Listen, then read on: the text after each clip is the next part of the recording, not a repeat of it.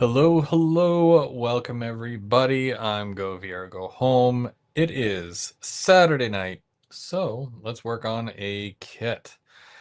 We do this every Saturday, except for last Saturday. That was International Love Day. So yeah, didn't really feel like it would have been, appropriate to do a live last week, but that's okay because we've been working on this kit here since early January, and I think we're close to the end. This is the ITLA Tri-State Fabricators Kit, and this is a really big kit, you guys. There is tons of detail parts, tons of customization and configuration ideas, lots for you to do, make it your own, and add it to your layout. I'll show you guys what I've been working on, and then I'm going to continue to work on it because there's still so much to do. But I'll be able to show you guys what I've, kind of worked on, where I'm at, and what we still have left to do. But first, in typical fashion, I'm going to say hi to all those early birds who show up and hang out. And let's see, why can I never get that bar? There's a bar. It shows up sometimes. No, it won't let me do it. Oh, there we go. Okay, I got it now. Dave Hughes, you get the Timbit. Welcome, welcome. Then we've got N-Scale Dystopia. Denny, welcome. And Brian Ferguson. And Trackside Mike. Who got the cookie? It was Dave. You have to bug Dave Hughes for the cookie. Maybe he'll be nice and he'll share. Then we've got Todd Armstrong. How's it going, Todd? And Ronald, how's it going? Canadian Locomotive Logistics, welcome, welcome. BN Ironwood, watch out for him because he'll be doing a live most likely. He usually does a live right after me. Saturday nights. I'm pretty sure he'll be working on something as well. Trains by Perry. Okay, everyone, I'm here. We're good to begin. That's how I knew it was time. I'm like, oh, I'm late. Perry got here before me. And then Anthony, how's it going, Anthony? And Mr. Dwight Curley, welcome, welcome. All right. So, more people will probably get that notification and show up if they're available, if they want to hang out, if they want to talk trains and whatnot. I will. Let's see. I wonder if it's Control C. Here, that. Wonder if I can do this. Control V. No, Command V. Yeah. Okay. All right, so I did put the link there to the chat if you would like to join, if you want to talk trains and whatnot while I'm working away here. You're more than welcome to, and we'll have a good time. So I'm going to turn this thing around. I'm going to show you where we're at with the Tri-State kit. So mind the shaky camera for a minute. We're going to come over to this side because this is, I'm not going to adjust my thing here.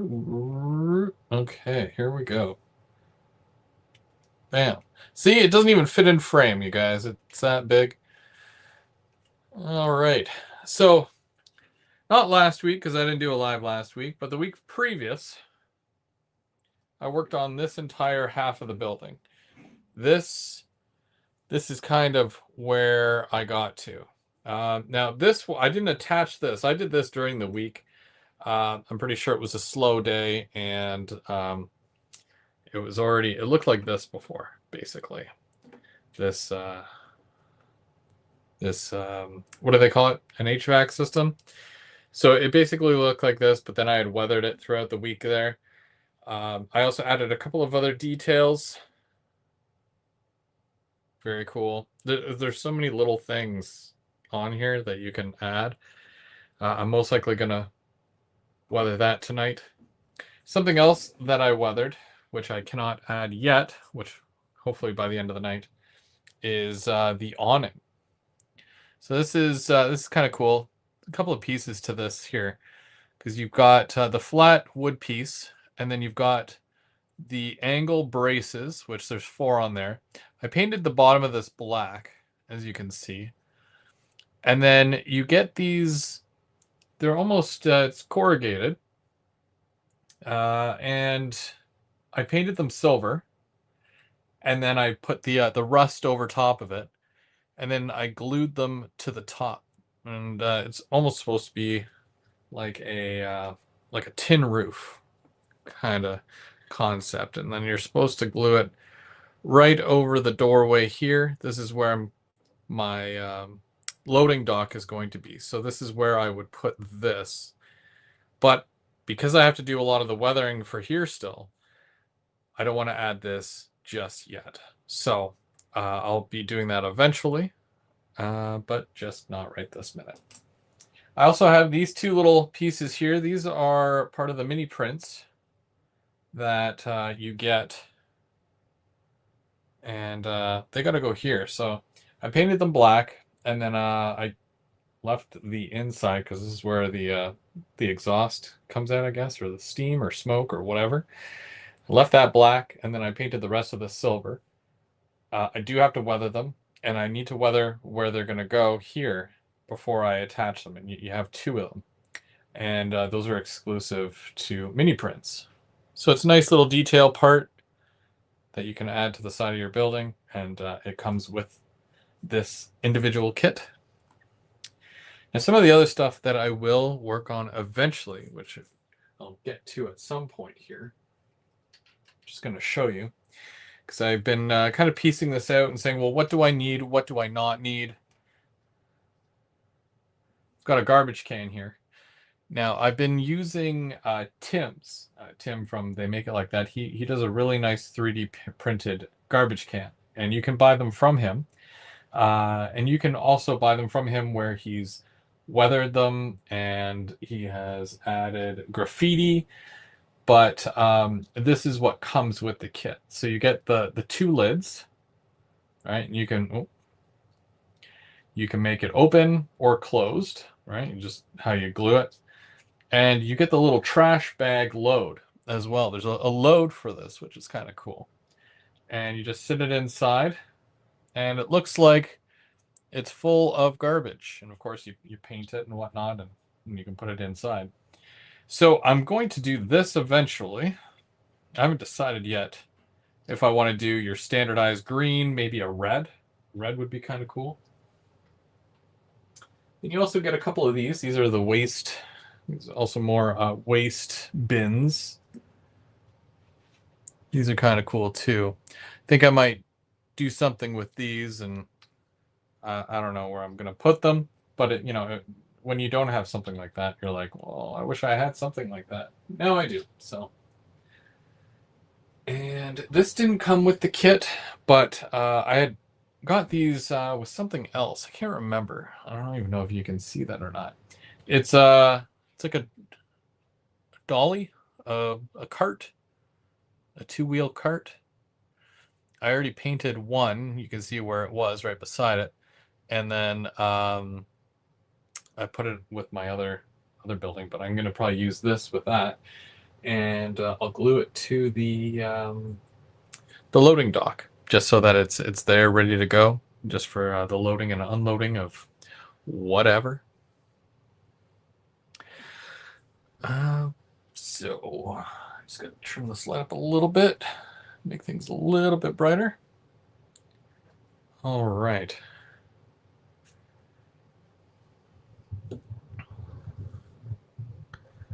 The other thing that I did add, so you can kind of see the stuff here, just junction boxes, the meters, and I also glued the 2 parts of the, what is it? Not a catwalk, the emergency ladder or something. Shoot, what do they call it? I'm so bad with remembering names. Fire escape? Is it a fire escape? I believe it's called a fire escape. Fire escape, yeah. So I already glued 2 parts of the fire escape on. It's just the ladders that are left. They're back here. So I'm going to do all the weathering first before I add the ladders to this. And it'll just make it easier.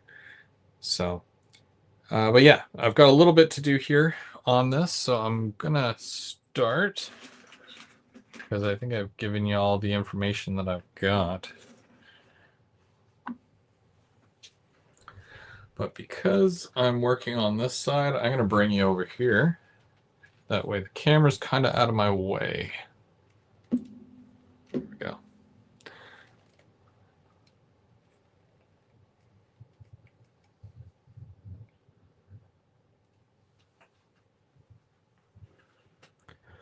Yeah, it's a really big kit, and this is honestly, like, you can make it even longer than this. I think the total length that you can make it is 3 feet, which is pretty cool. I think this is about 2.5 feet. So, give or take another 6 inches, and it could have been, much longer than this. So,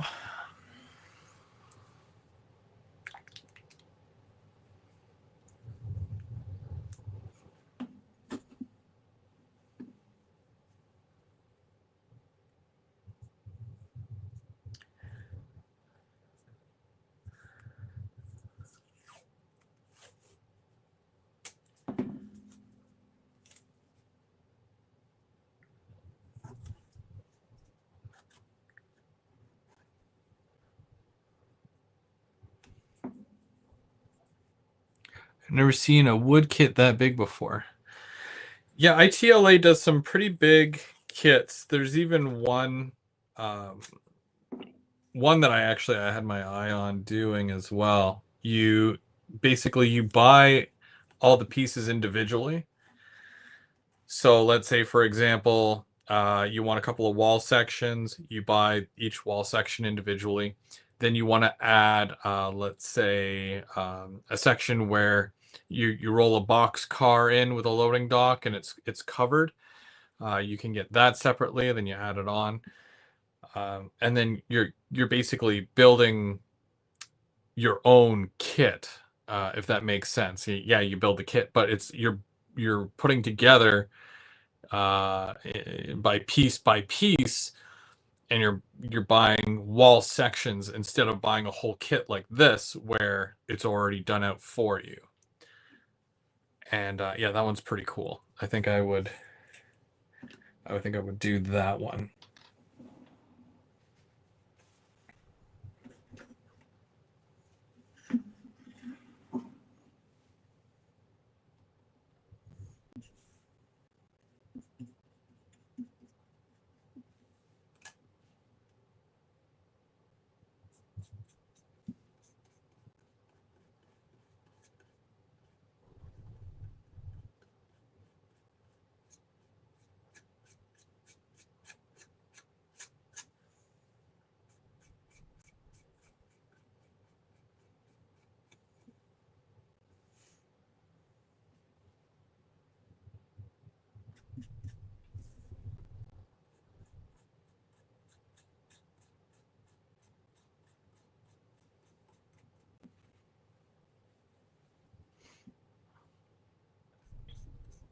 So with that one, yeah, you can make it basically as big or as small as you want.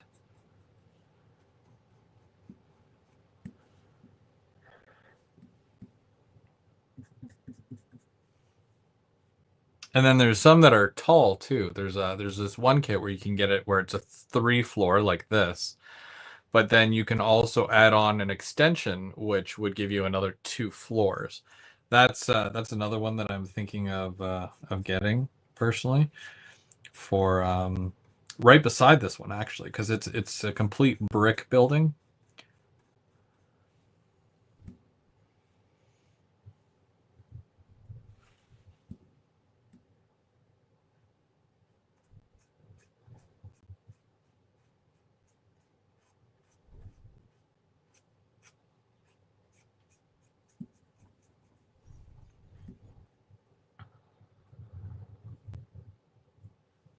Now this will be cool once I have it on the layout, because I'll be working in, there'll be track that goes in here. So I'll be able to do a boxcar drop off as well. So it'll be kind of neat to actually see it while it's on the layout and being used for, you know, industrial purposes, I guess. I don't know if that's the word I'm looking for, but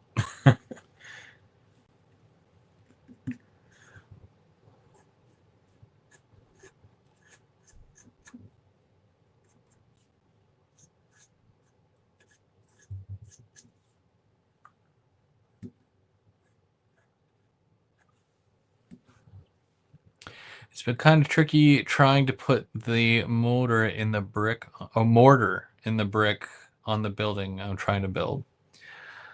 I've seen there's the stuff that you can get. I forget who makes it, but it's actual mortar, and you're supposed to put it on, and then you take a damp cloth and wipe off the excess stuff.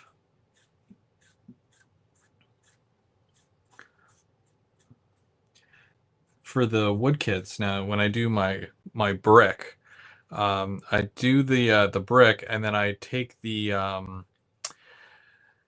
drywall compound, because you can buy it either as a powder and you add the water, or you can buy it already mixed. So I take the powder and then I just kind of on my finger and I just, do that on the brick, and it kind of works in there. And it looks okay. I didn't really have any issues when I did it. And that was on my last wood kit.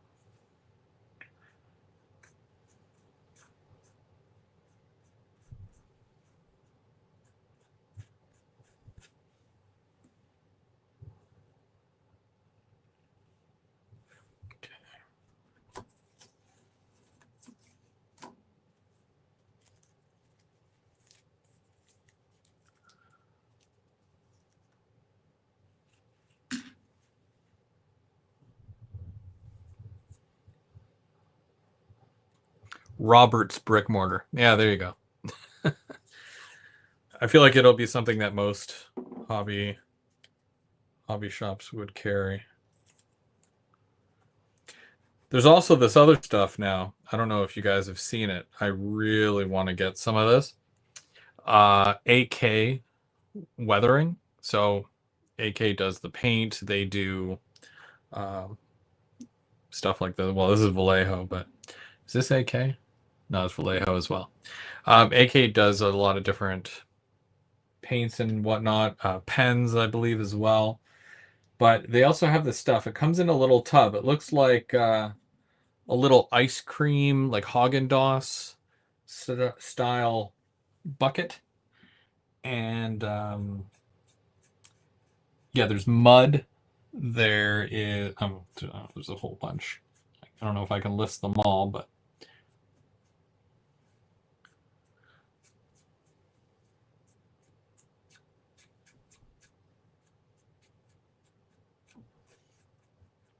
yeah, I want to try some of that as well. There's ice. I saw ice, which is kind of cool if you have like a winter style.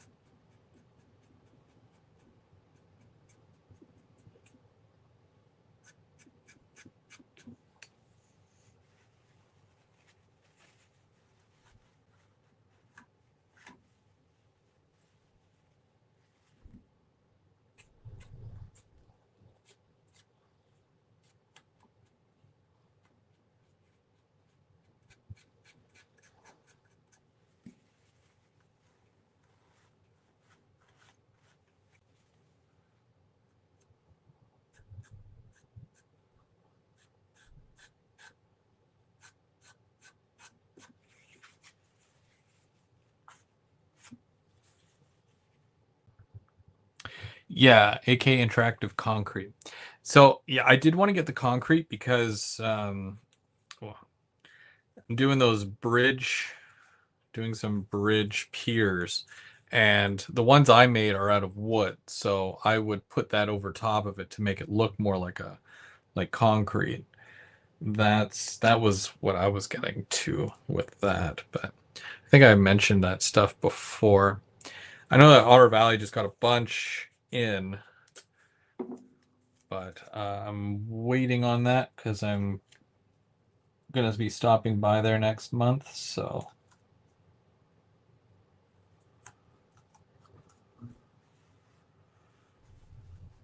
I will check that out while I'm in store. Some stuff you can't buy online. Some stuff you have to see in person. You know what I mean? When you know, you know.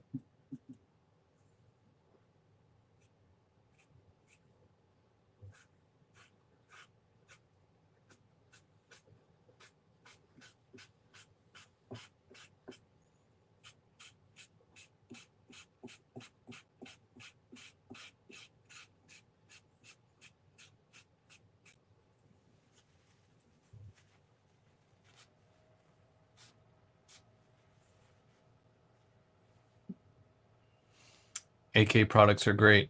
Yeah, look, well, obviously, yeah, you guys, a lot of people have been using them. It's those are a little bit newer, which is it's kind of a cool new product.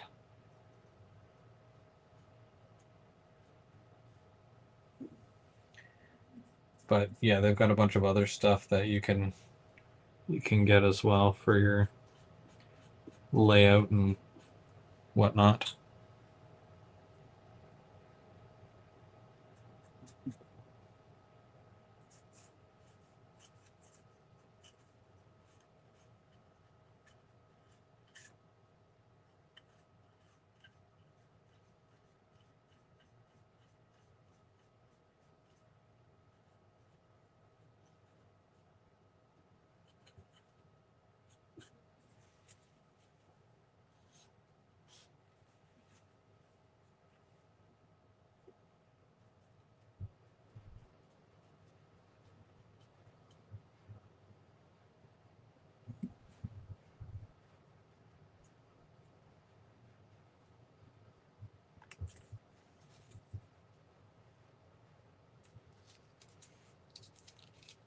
I did order some more stickers, and they are my newer sticker. They'll be here in like a week or two, probably. So gonna have to send some stickers out, I think. Trying to be on the ball with things, you know. It's tough because work and family usually keep me pretty busy, but the odd time, right?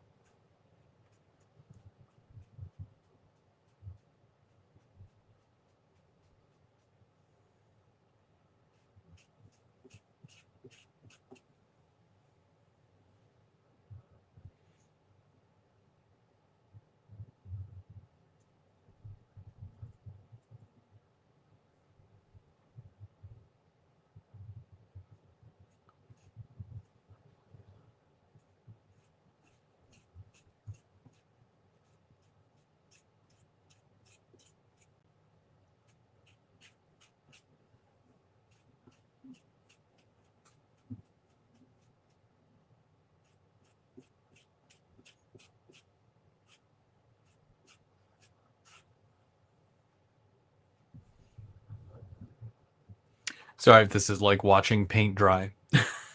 Actually, you're literally watching paint dry. What am I saying? but that's okay, I guess. Sometimes people like watching paint dry. Let's see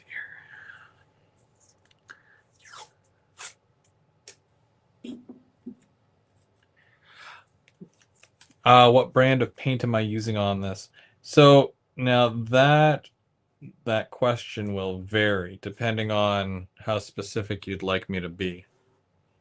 Because I did use spray paint on the whole thing, two different colors. One was like a beige for the top part, and then I used a concrete gray for the bottom part.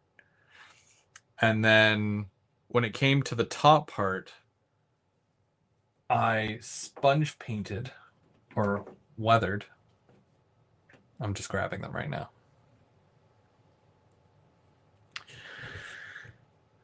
So let's see. Okay, so darkest to lightest.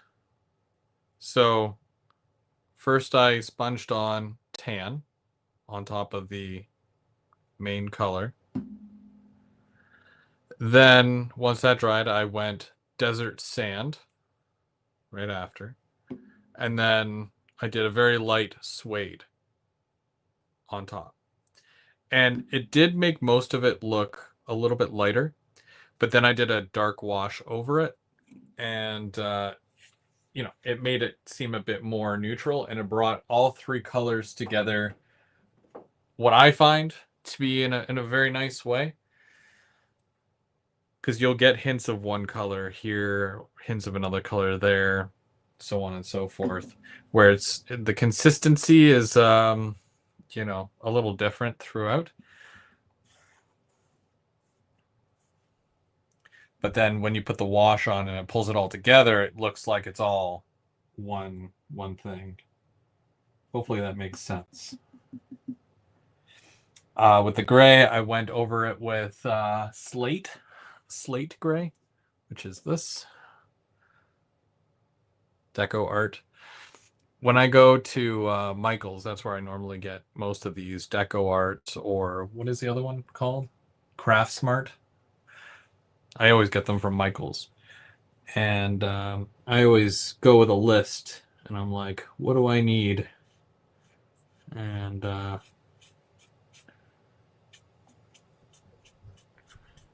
that's usually how I solve that.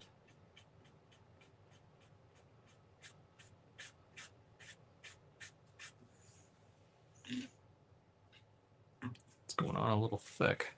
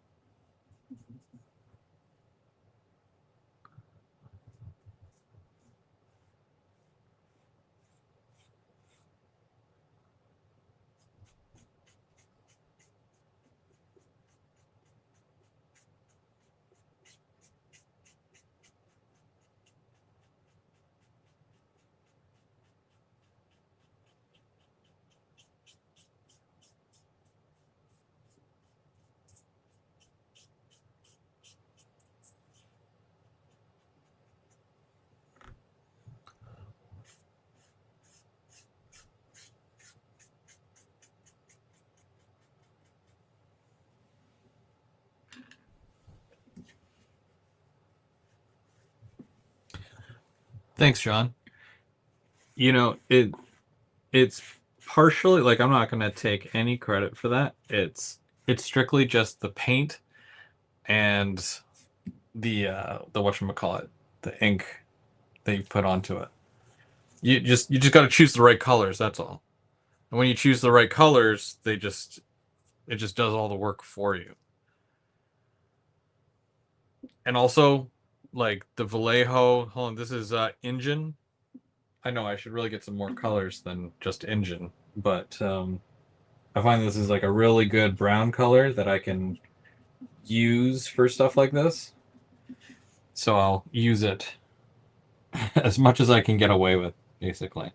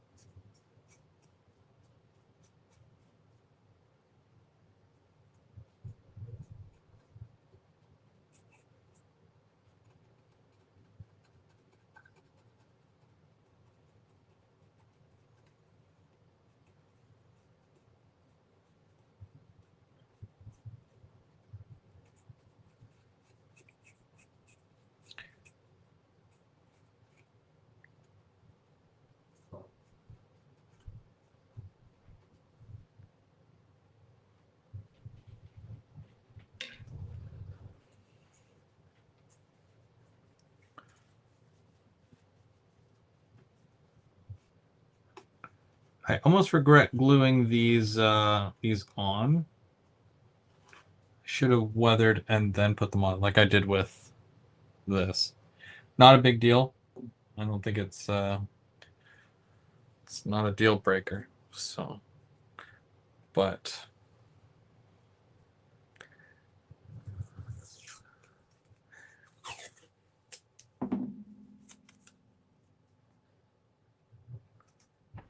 okay, that seems pretty flat. And hopefully this works. Pencil. Was it this that didn't work? Shoot, I don't remember. Okay, so we're going to put one there. One there. Yeah, it's probably about right. So that's for these little vents here that I'm going to add on. So it's going to go like that and like that. So just so I know, it's going to go like that.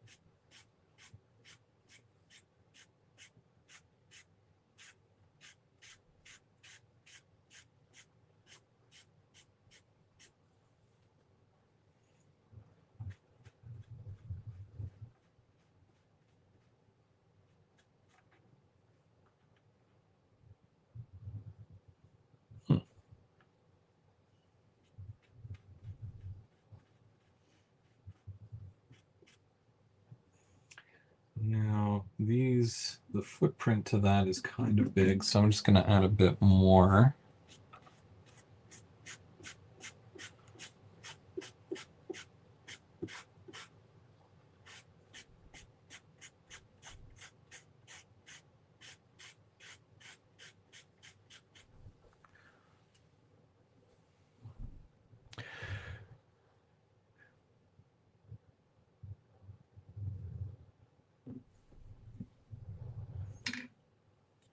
Okay, so there's one.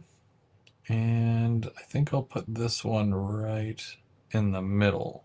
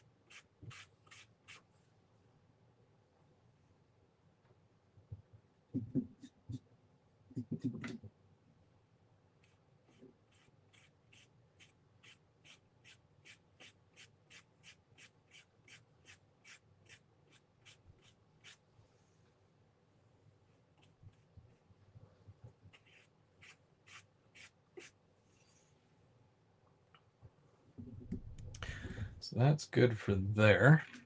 So now what I can do, because these things are going to be a pain to weather because they're so small, I'm just going to put some tape down. Oh, I dropped it.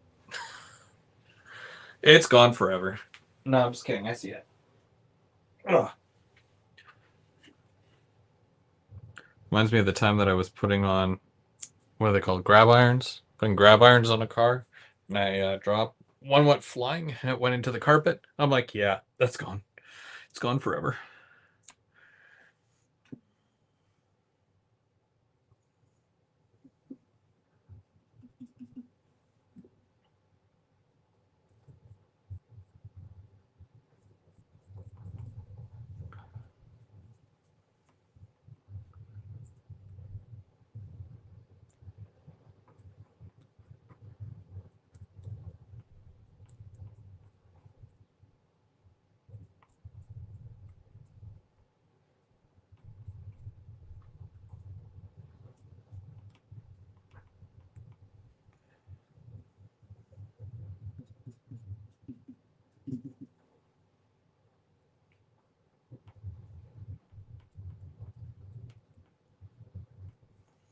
So I am just dirtying these up a little bit. I don't want them to be too rusted,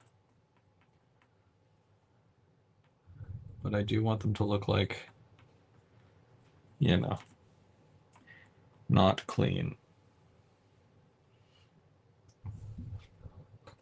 I know it's kind of hard to see because they're really, really small.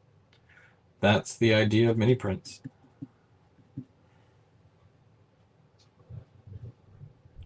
Small details.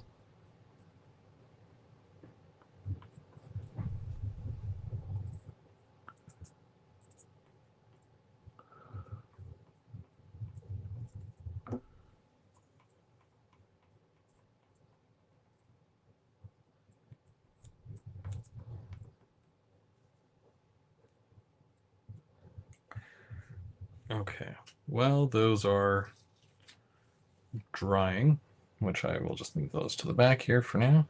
Keep going here. I'm going to leave that on. And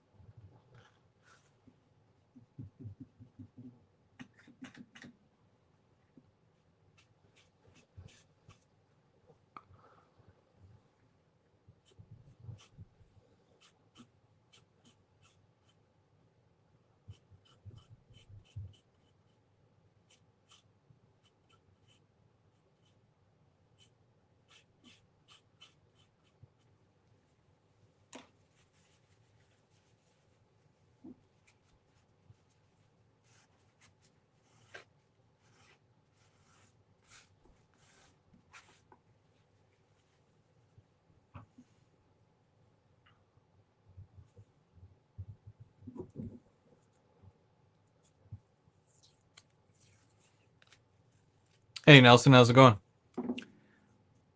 Thanks for joining us.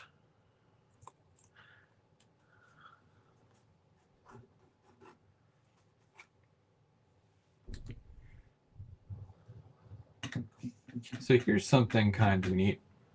I know I'm a little late to the party, but I actually went ahead and I purchased my very first mystery box. I know it was quite the rage just before Christmas. At the time, I was like, well, I got family and stuff, got to make sure that Christmas is good and all that, right?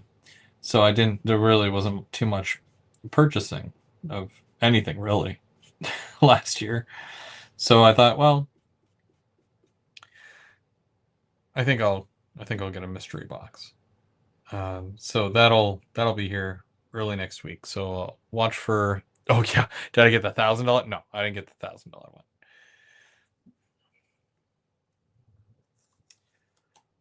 I wish.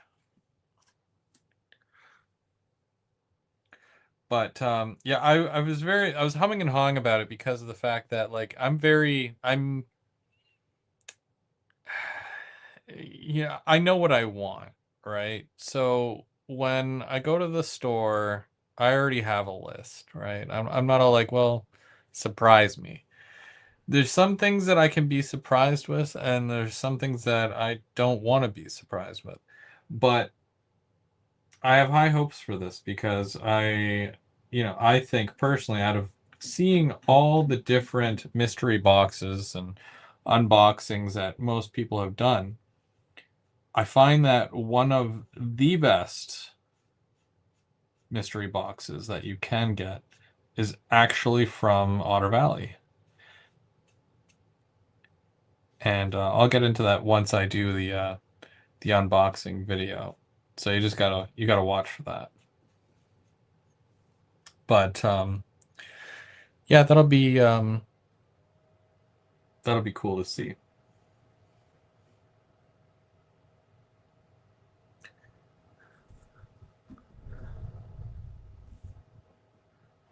This is also kind of a slow process because I'm trying to take my time with this, but we'll get it done.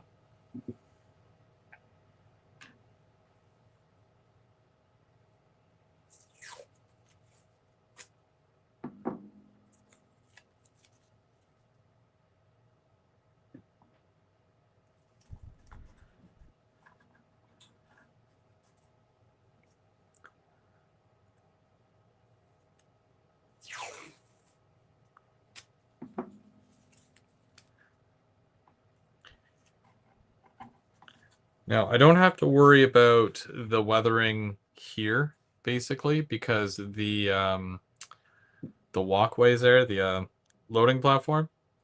Now, I can always do it regardless, and then if I want to remove it, I can. But I really want to put it there. So, and I had forgotten. That's why I added all this extra detail stuff here. I shouldn't really have. I don't need to paint it, and I didn't need to add the bumpers either. But you don't see it when the platform is in front of it. So I didn't really make too much of a deal about that.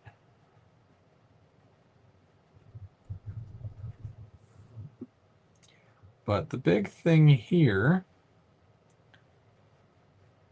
is actually the canopy, because that's pretty rusted out.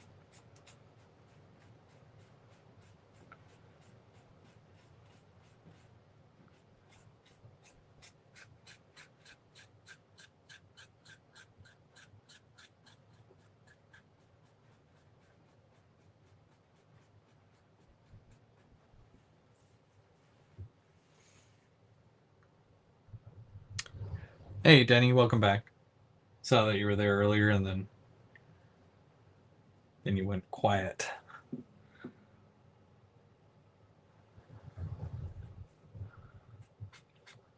I was just talking about how I ordered my very first mystery box today. So very excited about that.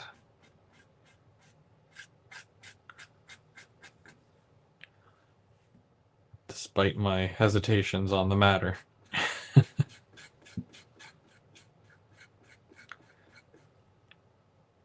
But I'm interested to see what will be in it.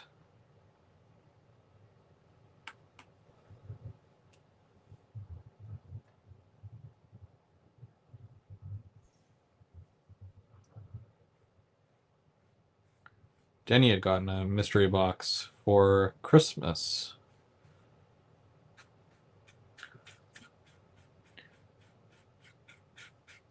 I think you got the Rapido one, though.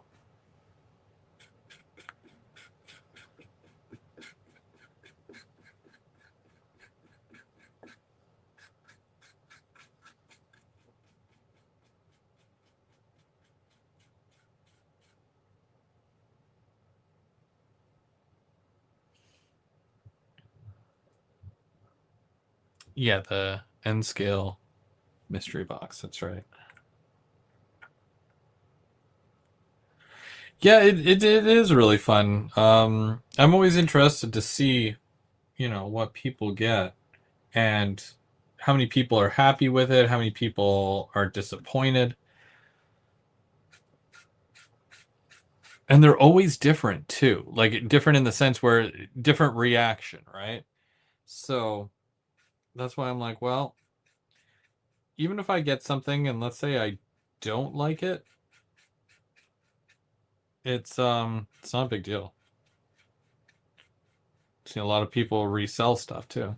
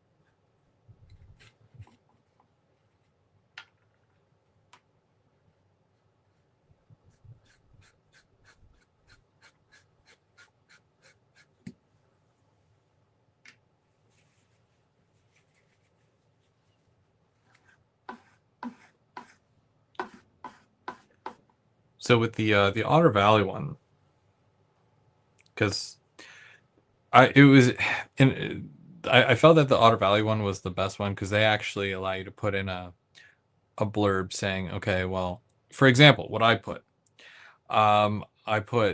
modern CN Ontario Northland. I put ONR, but when you know, you know. And then I put please no more pipe cars because I have a bunch, just as a courtesy because I hate getting doubles. Uh, you know, two cars the same number, and that would have just been a wait. Like it would be my luck anyways. That like I wouldn't mind more pipe cars, but with my luck, I'd get a pipe car number that I already have because I've got uh over a dozen. So yeah, I just wanted to kind of avoid that. I'm like, give me something different. So we'll see. We'll see what it is that they send. But I am very excited to say the least. Yeah, like the Walthers ones. I like the Walthers ones as too. I would say they're a close second for me. Just because I'm a fan of Walthers and they've got a good selection of rail cars. But again, most of these other ones don't say, well, okay, well, what, are you doing modern? Are you doing, you know, 1970s, turn of the century kind of, you know what I mean? So with Otter Valley, at least they give you that option, and you can break it down a little bit further and go with something like that. So that's like the safe. I find it to be safe and whatever. It is what it is. But at least I'm gonna get something that I feel like I'm gonna be able to use, and I won't have to worry too much. But yeah, there was some that I had seen, and I'm like, oof, I would be so mad if I got that. That's why I'm like, is it worth it? Do I want to do this?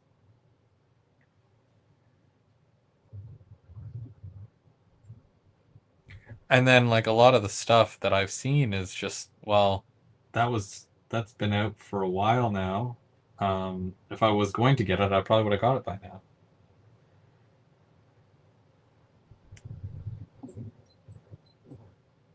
Come on, glue.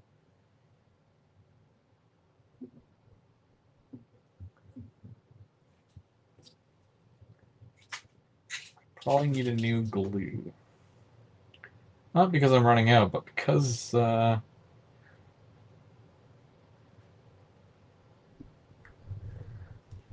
lid sucks. Urgh.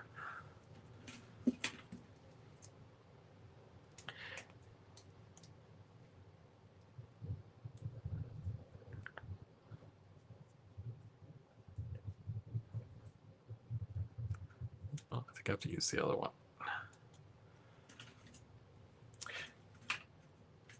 They put these wood kits in the boxes just asking for someone. This wood kit here, like these come in boxes? Yes. Oh, do these come in the yeah, I don't know. I mean, I paid 200. It was 199.99. And then there's tax and shipping. It came out to I think it was 246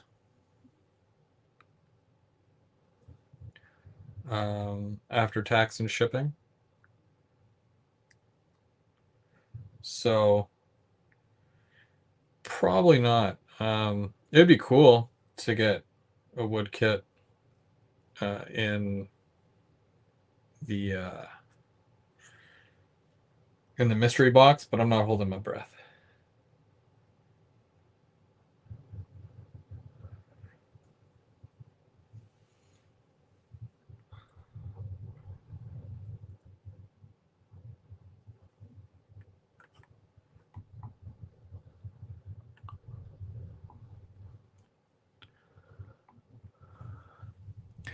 In case someone's watching, no in the mystery box. If you get 1,000 mystery box. Oh, if you get the 1,000 mystery box, that'd be kind of cool. Because I think you get what, 2 locos. So that's at least 600 right there, 3 and 3, depending on the loco, of course. So you'd still need another 400 to go through. So, I mean, depending on the wood kit, because there's some for 100, 200, and then the rest could be, rolling stock. Or if you do 1 loco, then you still have about 700 worth of stuff, right? But yeah, I think there's different ways that they do it. The $1,000 box would be so cool though. I mean I could find $1,000 worth of stuff easy. Easy. Doesn't take much to spend $1,000 on train stuff nowadays. 15, 20 years ago might be a little bit tougher, but nowadays not so much. Oh, I'm sure.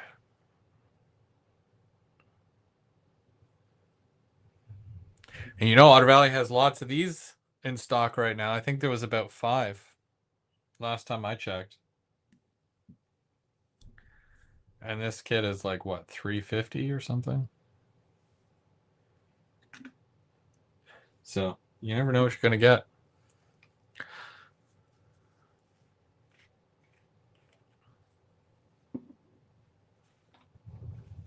But yeah, with some of the mystery boxes, that they don't really know everything about you, right? Like I'd be kind of low-key cheesed if, like, let's say for example, I run CN via Go, Ontario Northland, but let's say like I got like some UP stuff, I'd be like, I'm never gonna run this. Why would I get UP? Because they didn't sell them last year or something? And, I'd be disappointed, but that's part of the risk, right? It's a gamble, if you will. And I'm barely a gambling person, so I can't even win a free ticket when it comes to the lotto. So Dad, I'll be winning that Max Millions anytime soon.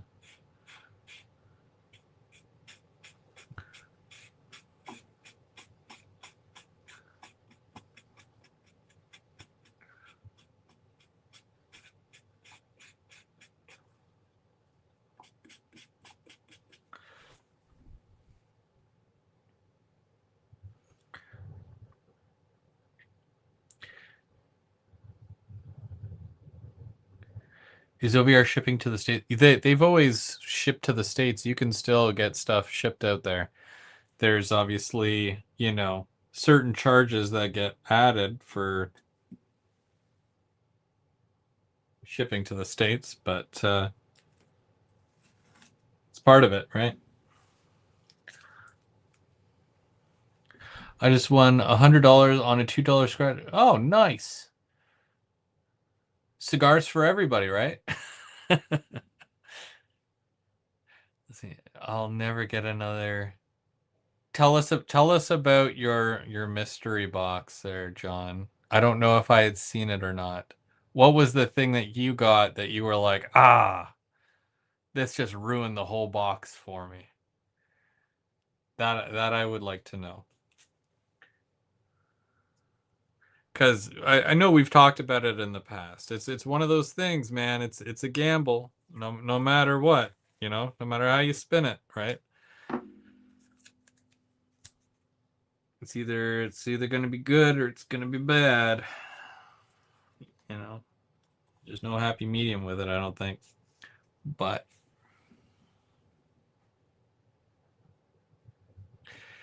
chase the ace here this week at the Legion. I've gotten half a dozen from Always Happy. See, like that's what I like to hear because, you probably, well, Lauren has your purchase history, right? And I'm sure they look into that as well and say, well, what, I might add this locomotive, but does he already have it, right? Has he purchased it from us? Okay, good. Or maybe you did, but you got one road number and he said, okay, well, I got this other road number of the same thing. If you like the one, then you'll love having two because, I've always said running two locomotives just looks better than running just the one, right? But that's just me. So, like that makes sense to me.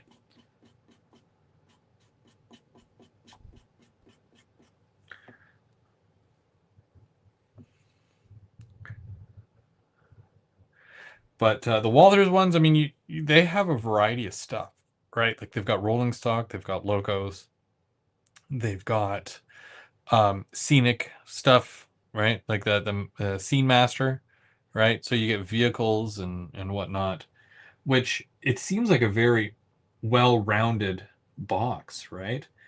Um, so that's why I would consider Walters as like a close second. I also like Aurora. Aurora was doing mystery boxes this past winter. The only problem with Aurora for me is that they have well cars, right? I already had some well cars, but I don't use them all that much. I already have 4 of their locomotives. I got 2 of the 50Fs and 2 of the 60Fs. So I don't know if I need another loco. And then as far as box cars, because they've got the 40, no, sorry, they've got the 50 and the 60. I think they only had the 60s left, and I have a bunch of 60 footers already. So there really wasn't a justification there to get Auroras. But, if they had the kind of stock or selection of different variations that I could justify it, absolutely. because I love their stuff. Their stuff is just, it's really good as well.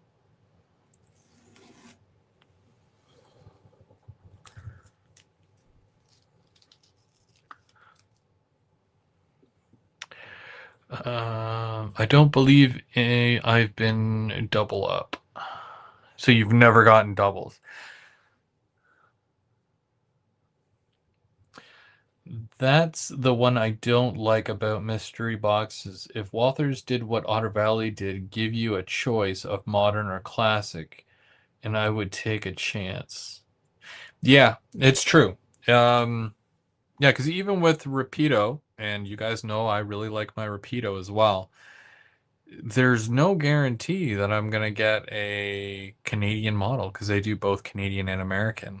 And I know a lot of this, no matter what, well, except for maybe Otter Valley, but a lot of companies, and this goes for, Rapido because they do it, even Walthers, they're trying to move old stock.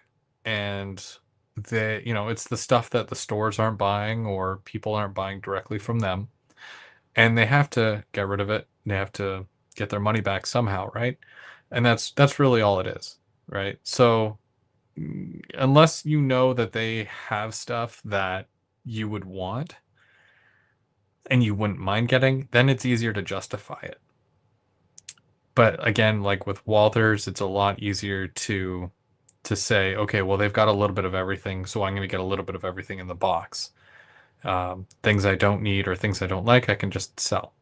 But I don't want to have to sell, right? I want to collect more rolling stock. I want some good variation, I want to kind of get into the auto racks again. So, all I can do is really say, okay, well, send me whatever and, you know, let me expand my, collection. And that's really all it is.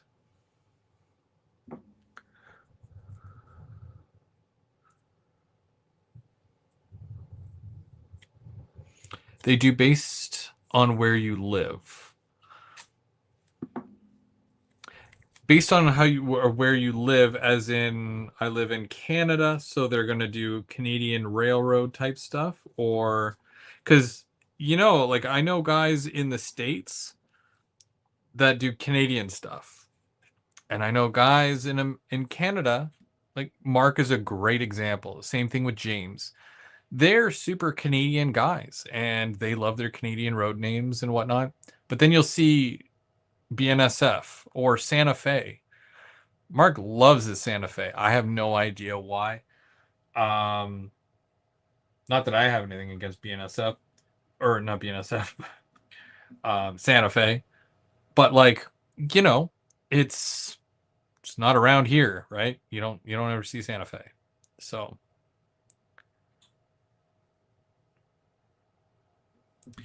it's yeah, it's tough to say. Just because the person is in Canada, you know, like Perry's another good example. Perry likes his um, Norfolk Southern, and I know he has some UP stuff as well. He doesn't shy away from any of it, right? But then he'll run, military trains and via stuff and not just modern too. He'll run a little bit of everything. Where I strictly like just the modern stuff.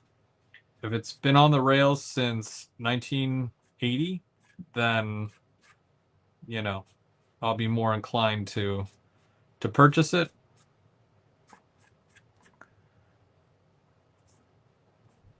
Just think it looks fancier. But if like I got a steam locomotive, like a CP steam locomotive, I'd be like, what do I do with this? Which is still, Canadian, right? But sorry, I lost my connection immediately after asking about his mystery box experiences. Yeah, John, what did you get in your mystery box? I might have missed it as well because I'm doing two things at once here. But what did you get that you were just like, I don't want this? Because I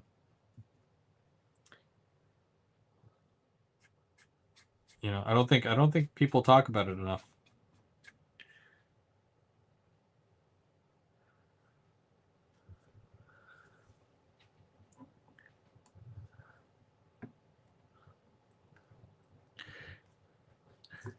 Yeah. Steve does, well, you have Go Transit and you have BN as well. So either you just really like green and white or you're open-minded, I guess.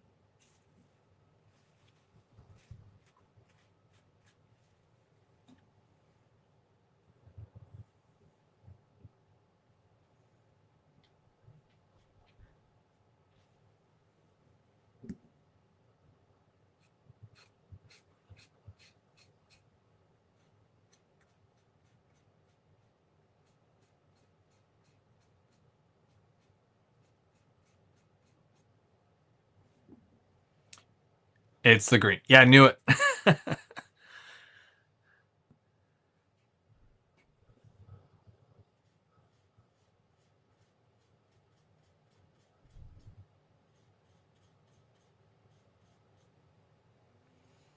Could have called that one.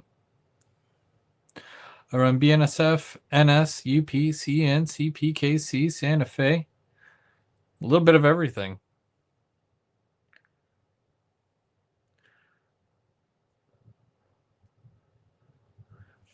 And we're going to start calling trackside Mike Skittles because, you know, of all the rainbow of trains that he runs. I'm going to see if I can make that catch on. Skittles. Sorry, Mike.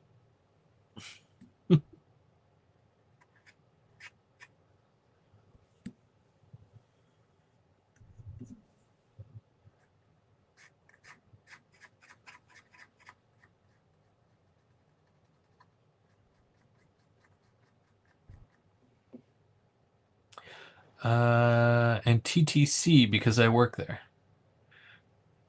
Don't forget Sparky, who is Conrail. That's true. Like Conrail, you can kind of like as long as you do Southern Ontario, you can justify it as a Canadian, right? Trackside Skittles, yeah.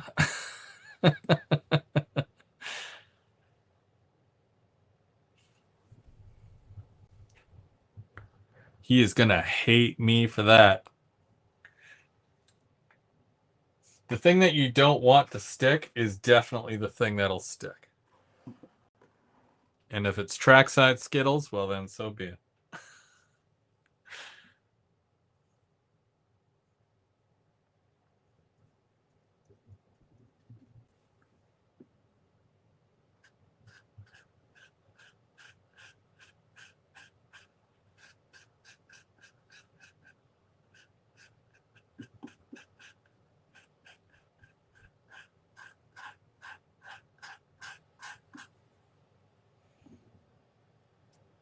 Just trackside Mike's fine. All right. The mystery boxes never seem to have the value for what the cost is. All the freight cars were from pre-1960s. The RDC I received did not have a box. It was only in the plastic clamshell. Yeah, that would kind of ruin it for me too. Not gonna lie. Yeah, if it doesn't have a box, why are you sending? You know, it's not. You know, it's probably refurbished or something at that point. And yeah, I wouldn't be thrilled. It's already a pain when you go and you buy a locomotive or a piece of rolling stock, and let's say you get it home or you get it shipped to you, and then there's something wrong with it. That's already an issue. But imagine you found out that it was like refurbished, and you're like, what? I just paid full price for a refurbished something or other? I would not be thrilled. And I'm usually a pretty patient guy. But yeah, there's just some things, man. That would set you off.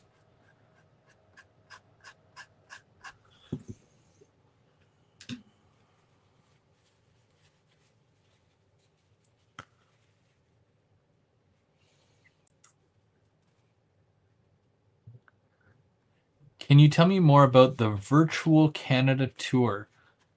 Oh, yeah, I posted today because you know how with Facebook, things show up where it's like, remember, a year ago you posted this picture, or remember 14 years ago when made this comment or whatever. Anyways, back in 2020, so that was 6 years ago. Um, what happened? What happened in January of 2020? Can anybody remember? I know a lot of people would love to forget. But anyways, a lot of people had to stay home. And we were all stuck at home, you know. It wasn't actually until March, late March of 2020 that I started to work from home. They said, nope, you're all working remote. Take your computer and get out of here. Get out. Don't cough on anybody. Just get out. So, I was talking with Lauren from Otter Valley because it really, it's one of those things where everything changed. You know what I mean? Like the norm was no longer the norm. Everybody was afraid of everybody.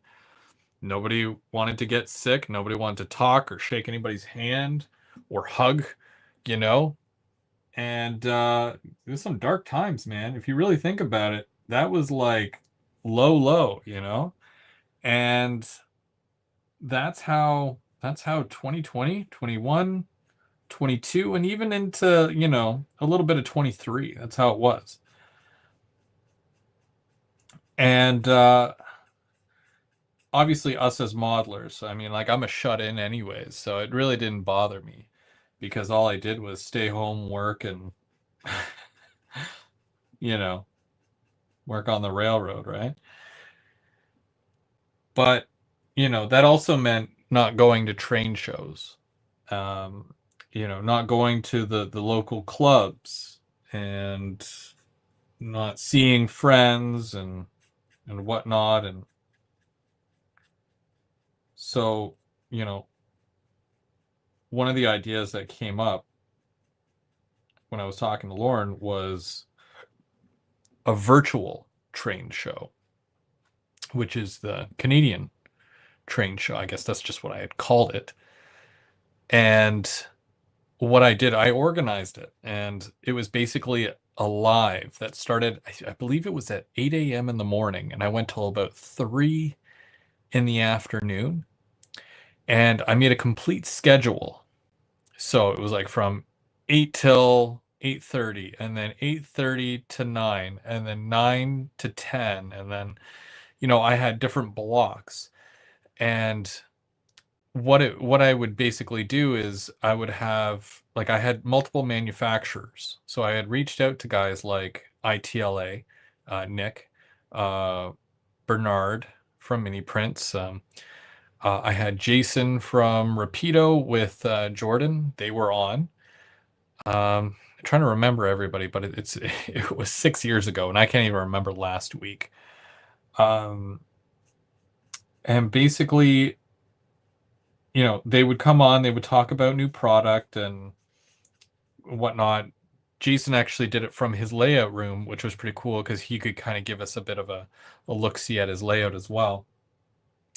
But then we also went to a couple of clubs that they had a member there with a camera, and they did a walk around the club to kind of show off their, the club. And they had, some trains running during that time. There was one guy from YouTube, Etobicoke Central Railway. His name is Chris as well.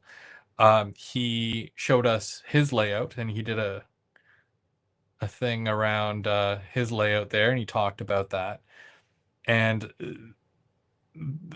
it was all very, like, it was entertaining. It was exactly what it would be like if you went to a train show, only you didn't have to go to these places, because it was all live all day. It was kind of like a pay-per-view, but you didn't have to pay a thing. There was no entry fee. You didn't have to get out of bed. And, I know I'm making it sound like it's a lot cooler than what it was, but I mean, I really enjoyed being a part of something like that and giving back to people, who are, struggling, going through all that stuff that we were all going through at the same time.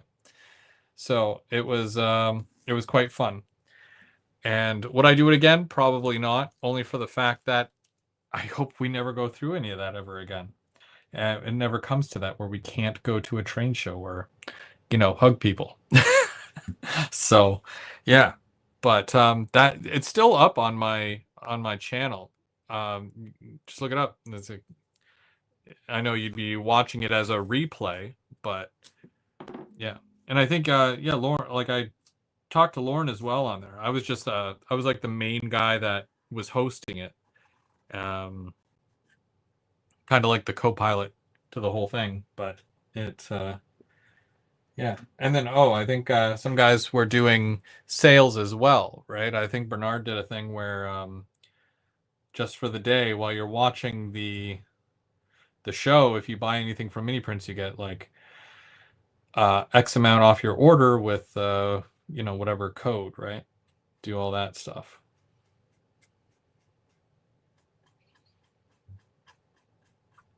But it was really cool. And like, I could totally do it again if it if it was different now, right? Like, if things were still like that,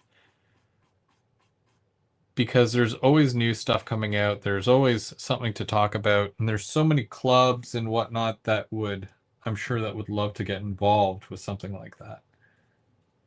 I think our buddy Chris from I think it was the Brantford Club. He also did a tour of the Brantford Club.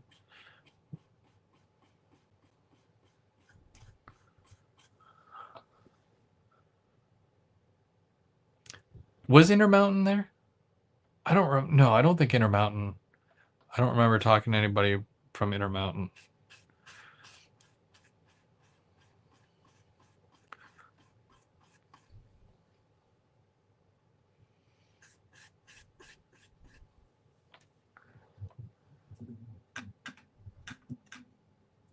And the cool thing is that when I gave everybody the schedule, everybody respected the heck out of the schedule and being on time and being ready to go. That, or I just organized it really well. I have no idea. But everybody was great. And I worked with a lot of great people on that.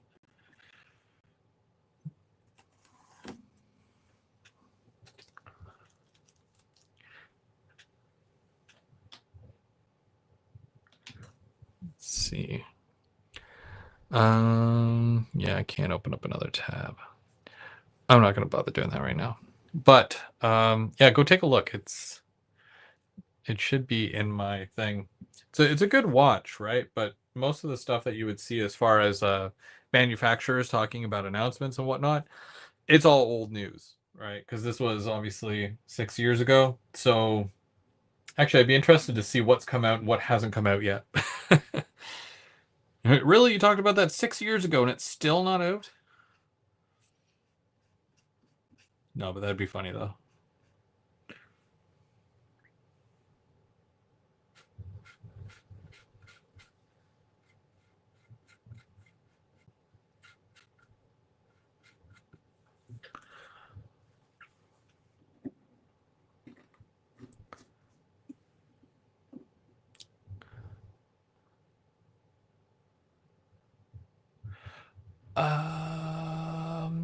You sure, or am I thinking about Lorne talking about the auto racks? I don't know, because I gave Lorne his own section where he was talking about the store. We were talking about the hobby. Um, I don't even know if his stuff was out yet, because that was, you know, 2020. Um, yeah, I don't know. I don't remember, to be honest with you. It's been a wild ride. So I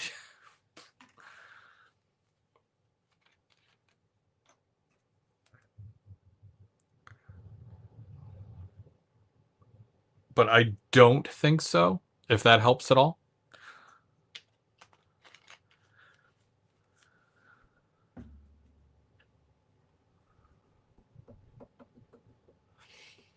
I think I bought some, and Tim, they make it like that weather and graffiti them.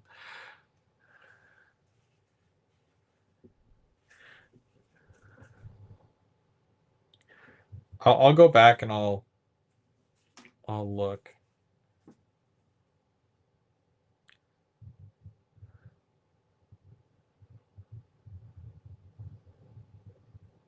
Do, do, do, do.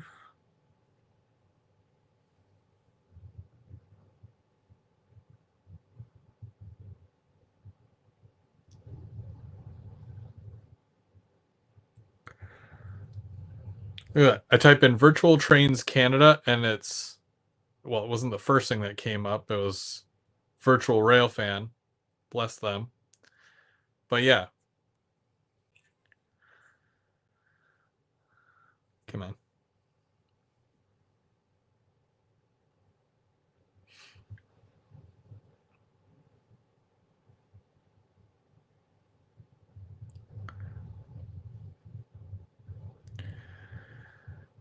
It says Athern, Rapido, Mini Prince, ITLA. So I'm sure.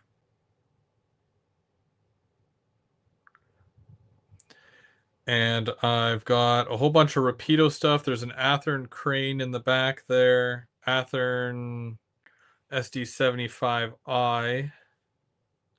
So I wouldn't be surprised if Athern was part of it. Yeah, so Bernard was up first. So he talks about his website.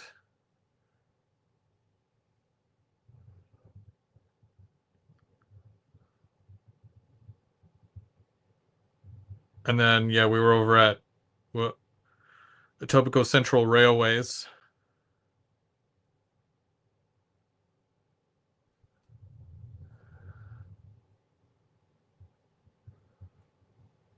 Which I know you guys have seen Chris's work. He is really good.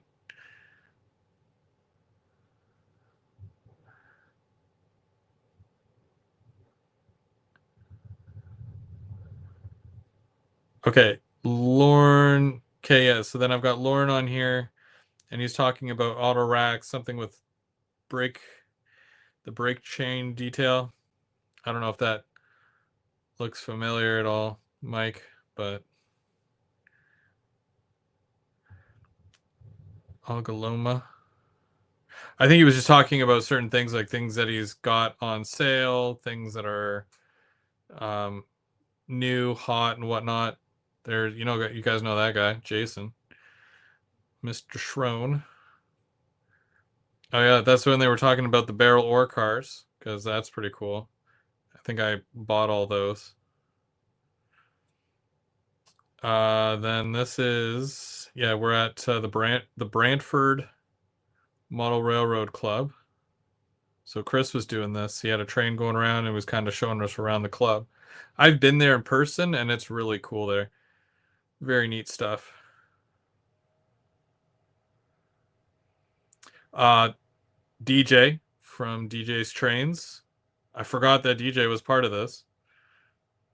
He's always neat.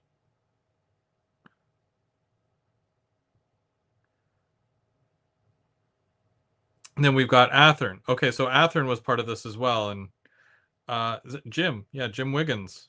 He was It's right there. So Lauren was talking to him. I just kind of stayed out of it. I'm like, I'll let you talk trains with Jim. And where are we now? We are at Pine Ridge Club. So that's kind of neat too. And yeah, see, masks. So somebody was running a train and he was walking around talking about the club and whatnot. And I was just kind of asking questions. And then, of course, we've got Nick from ITLA as well.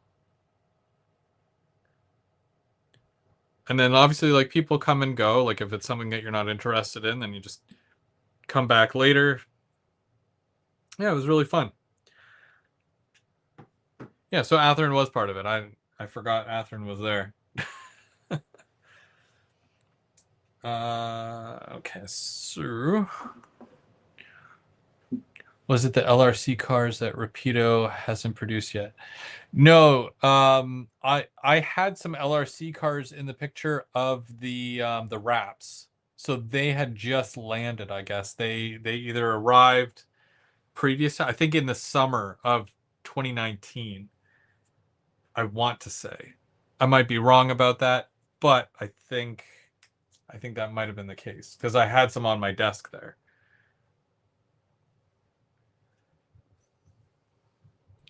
Where is it on the playlist? Oh, just in the search bar, type Virtual Trains Canada. It'll come up. It'll be right near the top.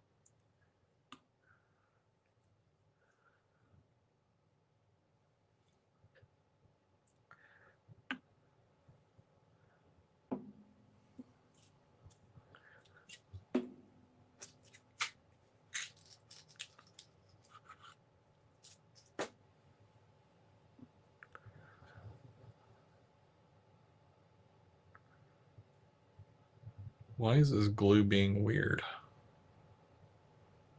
It's usually a lot runnier than this.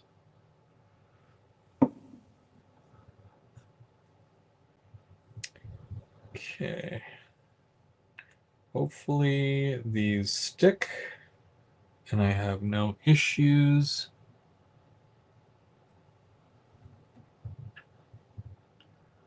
Okay, there's one.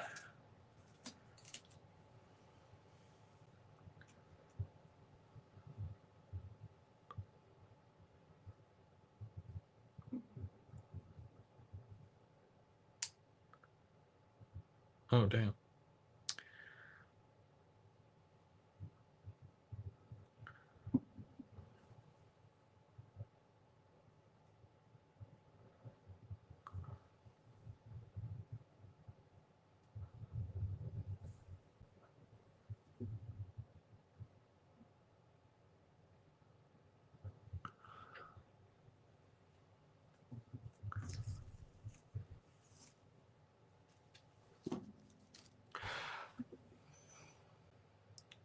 Yeah. Yeah, it would have been cool because obviously, at the time I was looking for manufacturers. I was looking for these neat new things, right? To me, at the time, something like, Mini Prince, where now he's more of I guess we can say a household name in the respect that, all you guys are aware of Mini Prince. We all know Mini Prince. We've all met Mini Prince, you know. So, but at the time, his channel and company, I don't know if he was doing as much back then, but I felt like he was still just starting out more or less. Unlike ITLA, which I was just blown away by the kits regardless. And obviously, that sticks. So yeah. But but yeah, it was there was a point there where I'm like, I don't know how I'm gonna fill this entire 8 hours or what. How would I do? So 8 to 9, 9 to 10, 10 to 11, 11 to 12, 12 to 1, 1 to 2, 2 to 3. Um, unless I did 9. I either started at 8 or 9. I'm pretty sure it might have been 9. 9, 9 to 10, 10 to 11, 11 to 12, 10 to 1, 1 to 2, 2 to 3. I can't remember. But yeah, it was fun. say the least. But it would be cool to do something like that again, you know? But I try not to repeat the heck out of things. Try to change it up, find a new way to do something, you know?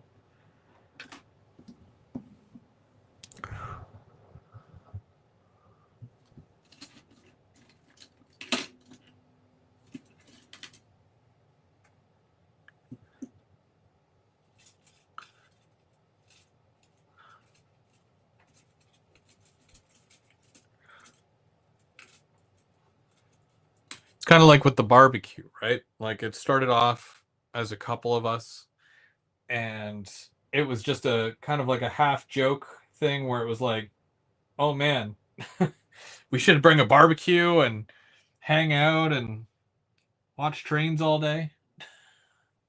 Now it's become like a yearly thing, and a bunch of us get together and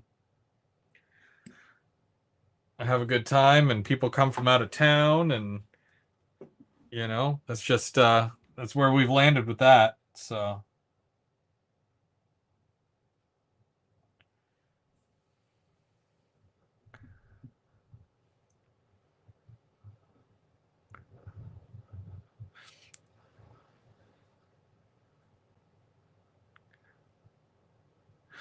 yeah, wigwag, seriously, man.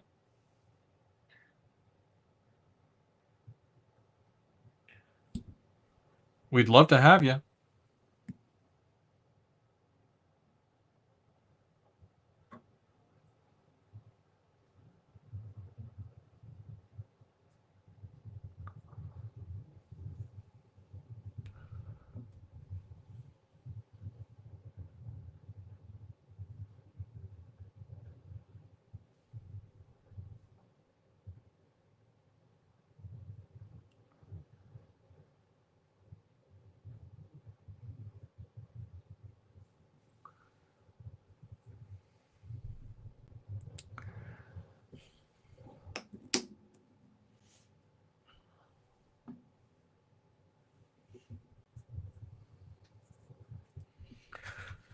Canada versus US gold medal hockey game tomorrow morning. I work at 7 a.m., so I'm probably going to miss it. But with the way that my colleagues are, because we've got the instant message thingy, chat thingy that goes on, as most work organizations do when you use computers. There'll be somebody that's updating us on that score every 5 minutes. Oh, so and so just scored. Oh,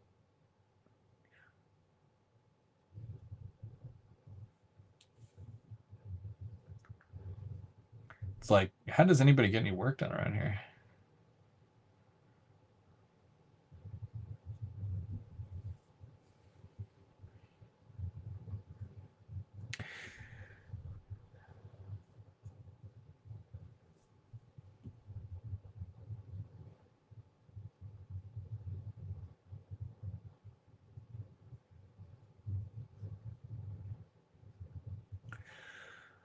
So for next month, so just to kind of talk out loud, I guess. Um, so I'm going to Toronto on the 13th, and on my journey there, I'm gonna stop off at James's house because I want to see James's layout. I've got some stuff for him, and probably gonna hang out for a bit. As far as that, and then on Saturday, I'm gonna hang out with Denny, and I think we're going to OVR, which would be fun because I want to do some shopping and hopefully see some guys there. I think Mike might come, not sure yet. hopefully. And I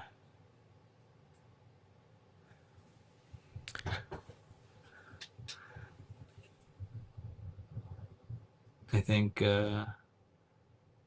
Steve, are you coming too? I think Steve might come. I mentioned it to him.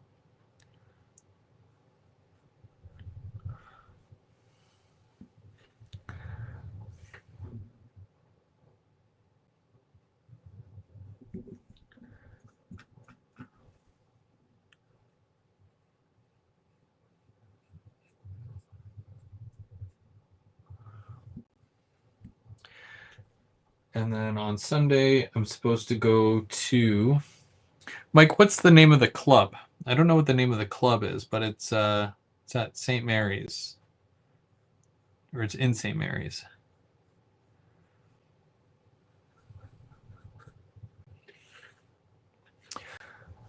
Hey Ray, how's it going? Around the layout.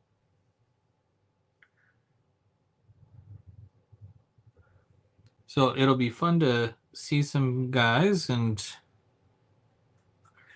it'll be nice to be able to get out of the house for once, because I don't think I do that enough.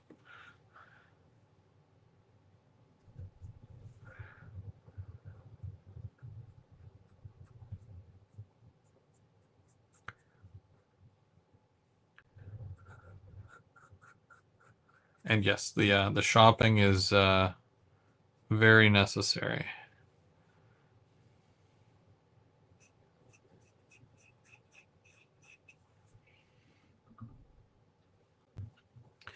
So we're working on this ITLA kit here, and this is the Tri-State Fabricators kit, and I've been working on it since the beginning of January, and just doing this every Saturday night, kind of as I go. And yeah, it's pretty big, but we're getting there, right? There's little by little, we're adding more and more to it, and I think we're almost there. We're, you know, all this time chipping away, chipping and chipping and chipping. It takes time, but it's fun. Like, I'm having fun doing this, and that's really what this is all about, right? Like, if you're not having fun, like, I tell my kids all the time, right? Because like, they play video games, I play video games too. I've been gaming since, since I was 3, believe it or not. Uh, and I've always found enjoyment in that, just like how I find enjoyment in this. And they'll be going off, being all mad at the game, or if they lose and whatnot. I'm like, dude, if you're you know if you're not having fun, then you're doing it wrong, basically. And you got to find the joy, the things that make you happy. If the game is giving you stress, don't play that game, or don't play with those people, because it's just going to cause you more stress. And that's not what this is for, right? Just like the hobby. If the hobby is causing you stress, hey, you're doing it wrong.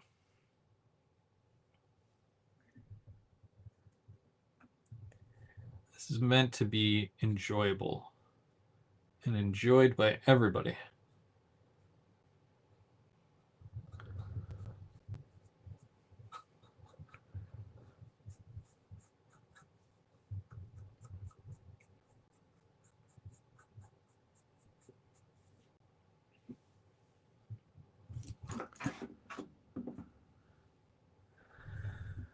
Okay. I do want to put some of that.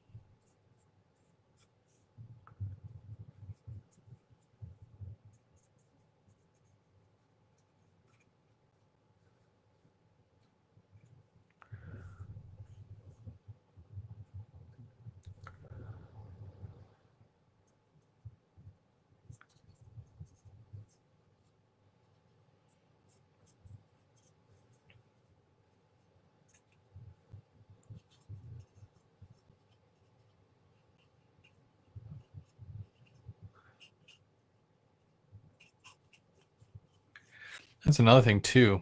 Being able to promote certain things. When we were talking about the Virtual Trains Canada, you know, at that time there really wasn't as many podcast type shows, and it would have been neat to have even the podcast guys on the show just to talk about their shows, which would have been really neat as well because it is related to the hobbies. So would have been a win, I think. Because you have, manufacturers, you have clubs, so layouts and whatnot. It's a very well-rounded thing.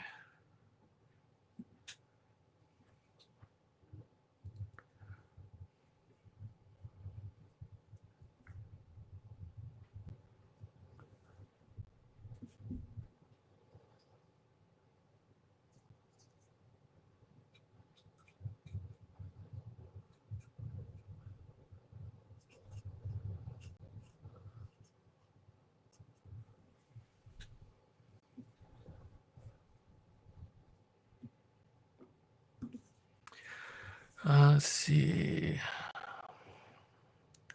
Not sure if I can make it, but I'll do my best. I'll be up there tomorrow getting it ready for op session.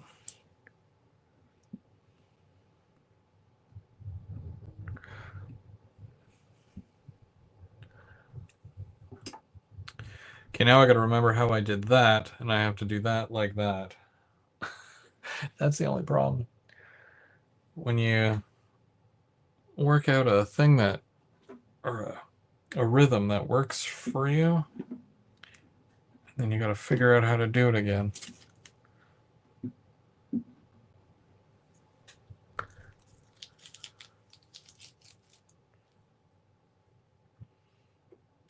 This thing's really coming to life. I really like it.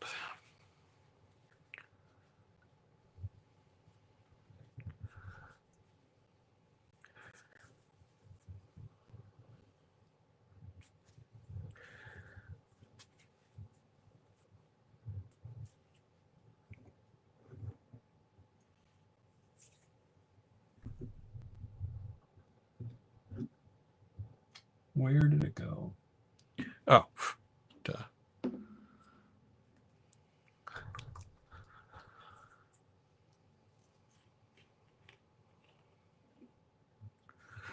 Another thing I want to do is I want to get a holder for the laptop to raise it up so that it's not taking up so much room on my table. I had to reverse my setup here when I moved into this place because just because of how things are with my actual setup. So I needed the bigger desk for the computer, my work computer. So it just means that everything else got kind of pushed.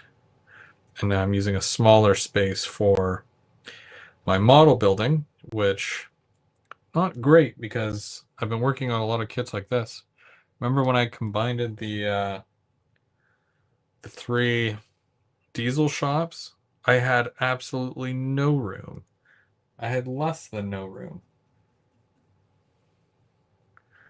I was so happy when I could actually get it out of here because it just takes up all the space.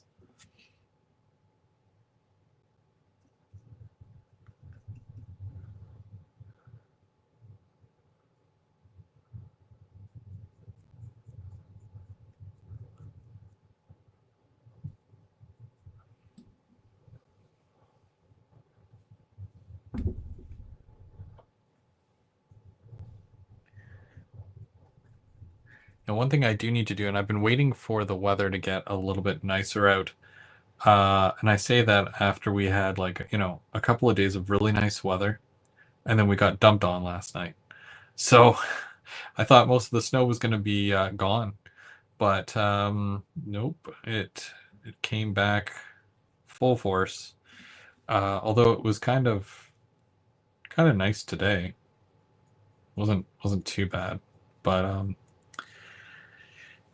yeah, not mild enough, unfortunately. But what I need to do is I need to tape off the top lining of this and then spray all the roof part black just so that it all matches up. I don't want it to shine as much as it is.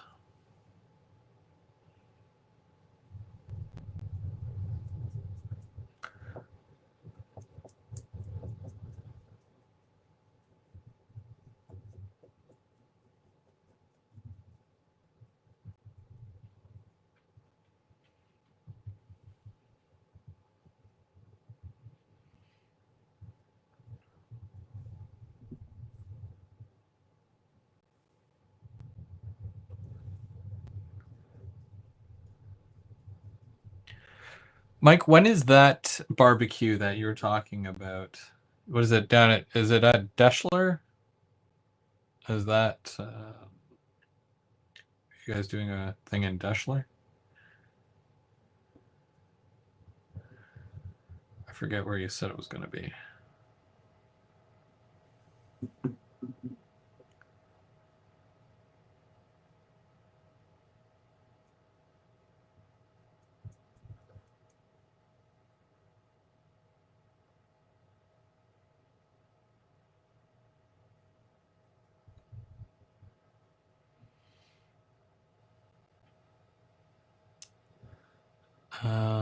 Let's see. Not started around 2022. Keep that stuff there, Steve. Yes, we get snow on and off. I was not amused. I could put my grass here, or cut my grass here soon. Huh. Yeah, it has to be like I was able to spray paint like when I first did the code of this, it was -2, I believe. It was about -2 or close to 0, something like that.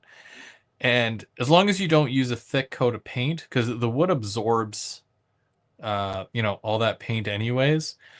Uh, as long as it's not too cold, you can still spray paint. But I didn't even leave it outside that long anyways, because it dries real quick if you only use a small amount. So it still worked and it was totally fine. But since then, which I'm very glad that I got it done when I did, because if I had waited another week, then this would not have gotten done at all. I can guarantee you of that. That's why I'm kind of waiting, because the next kit that I want to do, it's 90, 90, 95% brick. So and yeah, the oxidized red that I would spray it with as the first coat, it smells so bad. Like it's so strong. I don't know if it's the brand or what, but it is an absolute nightmare.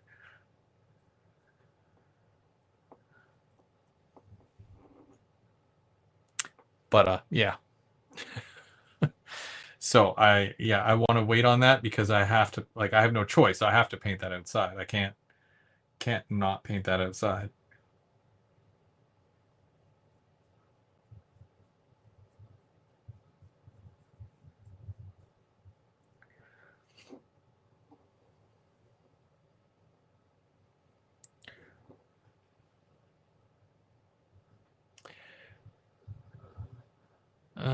Let's see. Deschler, yeah. So Saturday, June 27th, Deschler, Ohio. June 27th. That's just after Father's Day. I know it's next to impossible for me to get time off in the summer. Even with seniority, it's like not a chance.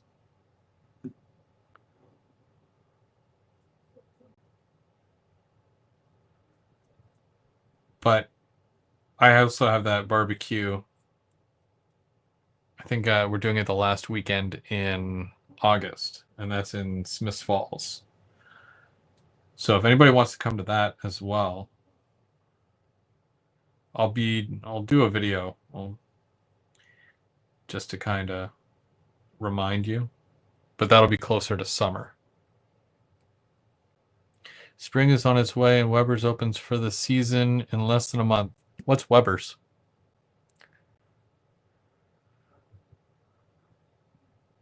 I'm out of the loop on the Weber's. You got me.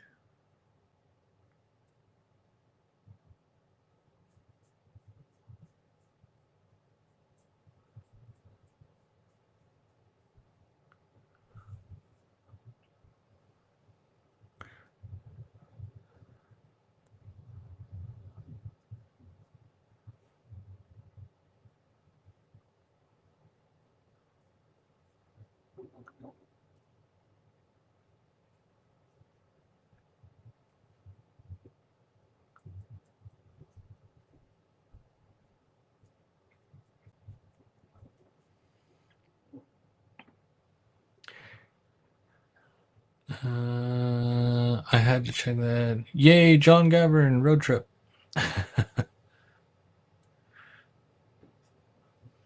I take the 2 weeks every year, first 2 weeks in July, but I work the Thanksgiving and Christmas holidays, so no issue getting July off. Yeah.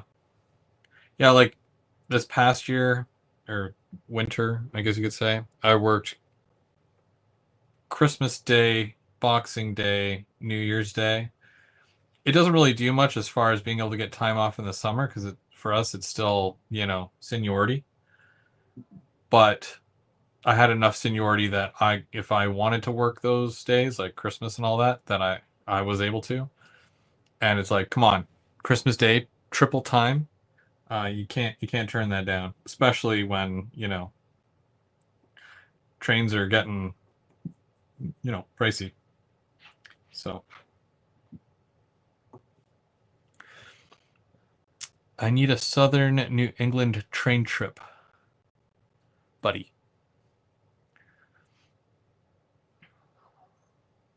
Wigwag, we know you like July off to do 2 weeks of fireworks.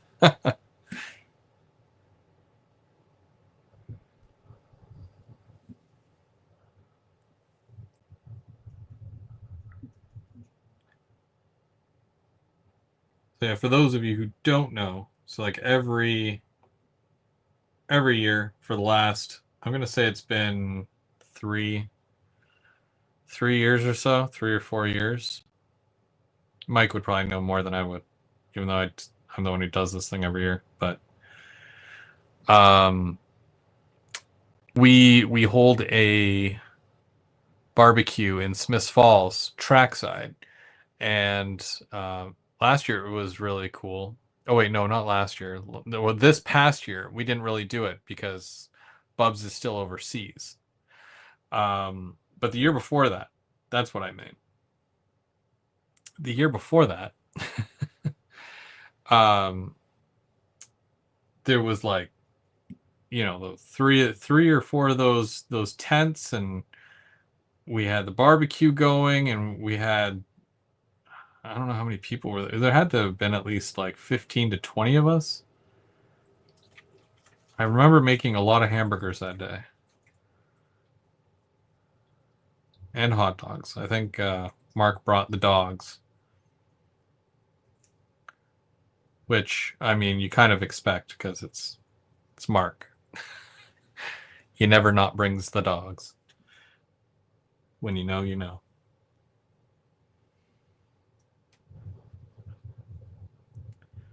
But yeah, no, it's always fun to hang out with these guys, and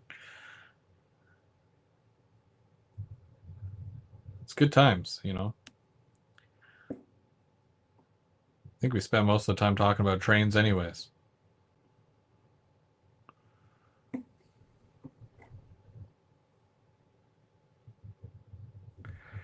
Also the trains, you see the trains rolling through.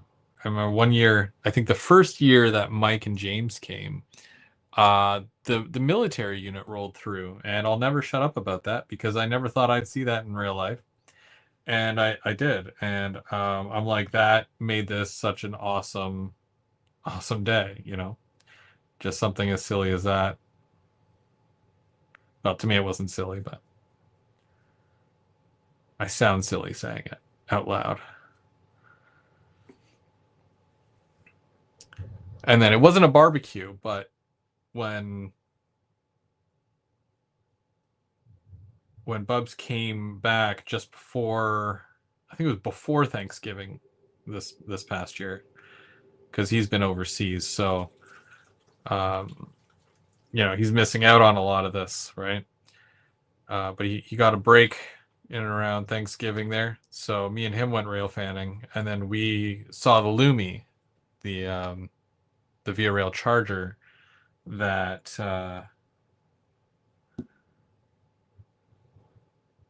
is completely yellow. It's like the special edition or whatever you want to call it.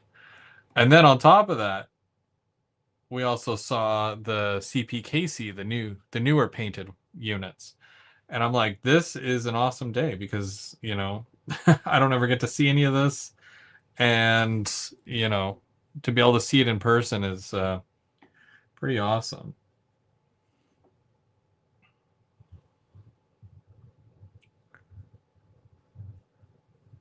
Like, rev fanning's already pretty fun.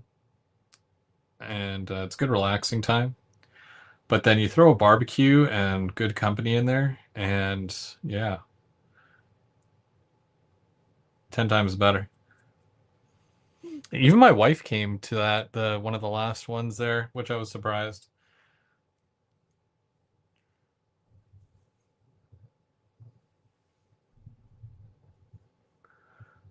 Doing her support thing, being a supportive wife.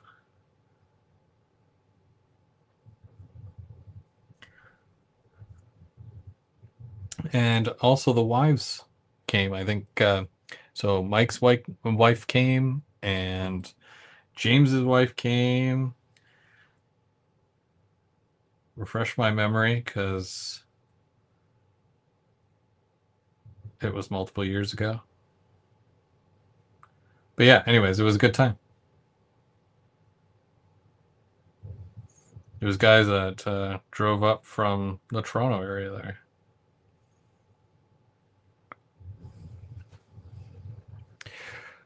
Wish we could do a meetup at the Armprior train show. I know there'll be some guys there. I was originally going to be running trains with the Ottawa Club because I was like halfway joining the club, and then my schedule changed. As you guys know that in what was it, August or September, I stayed in the company that I work for, but I changed roles, changed departments. So then that kind of messed up my schedule. And now I'm back to working every weekend. And on weekends, it's like, well, 7 till 3, basically. So, yeah, it makes joining a club that's, on the weekend makes it a little bit more difficult.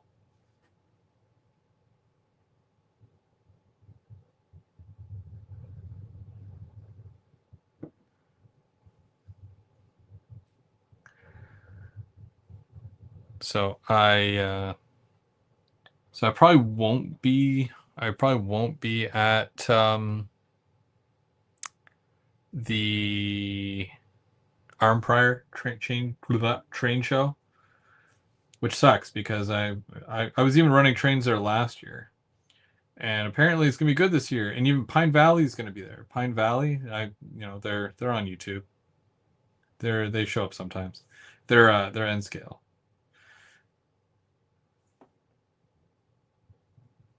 And I would have liked to meet them.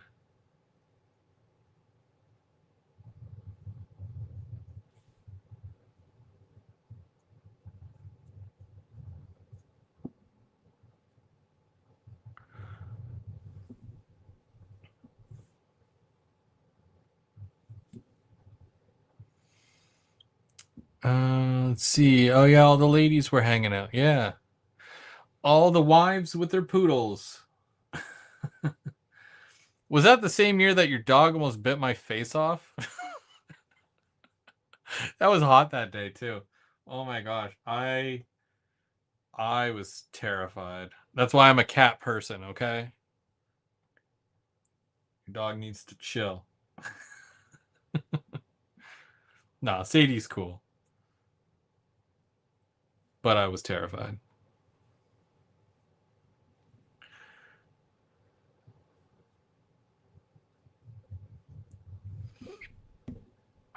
I'm doing a meetup in April at Central Station in Sydney.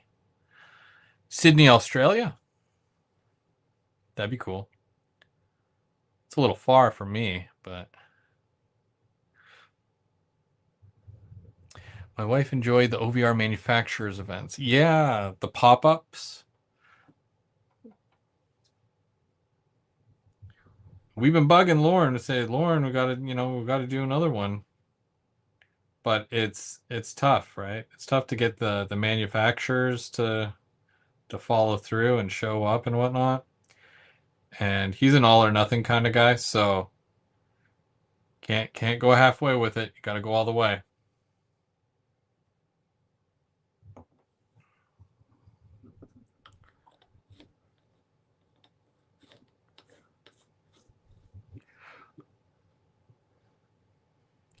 You kissed me, yeah. I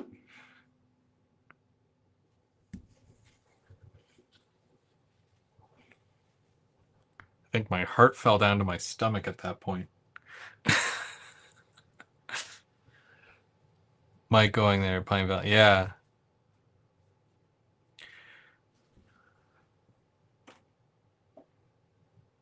So this was silver, like I did the silver on there, right? But I just kind of dirtied it up a little bit, nothing too heavy, right?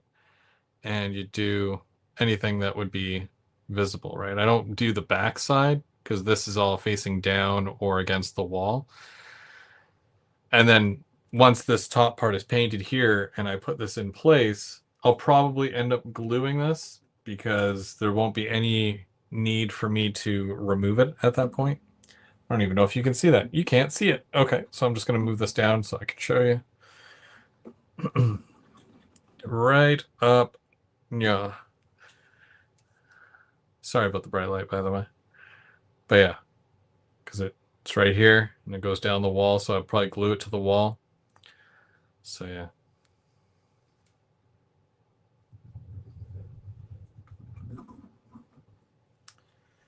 Okay, the next fun part of this is sponging.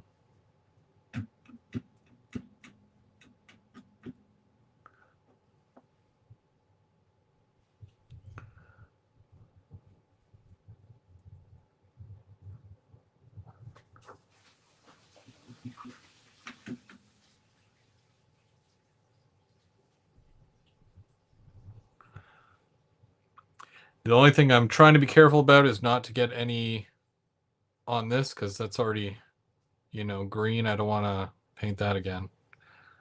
So I'm just being very careful here. And of course I'll do a wash on there after, but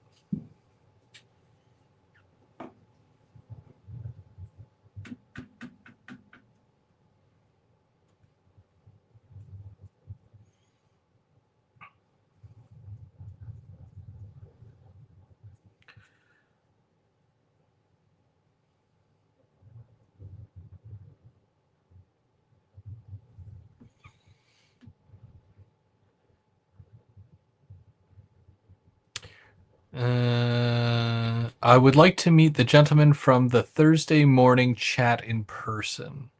Thursday morning chat. Are we talking about Crooked River and Eastern?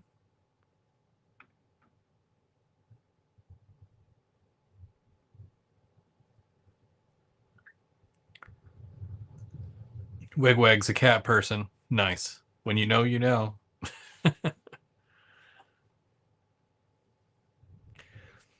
I met Chris from Pine Valley at the Berry Show. Very nice guy. I'll be at the Arm Prior as a vendor. Booked a cottage already. Nice.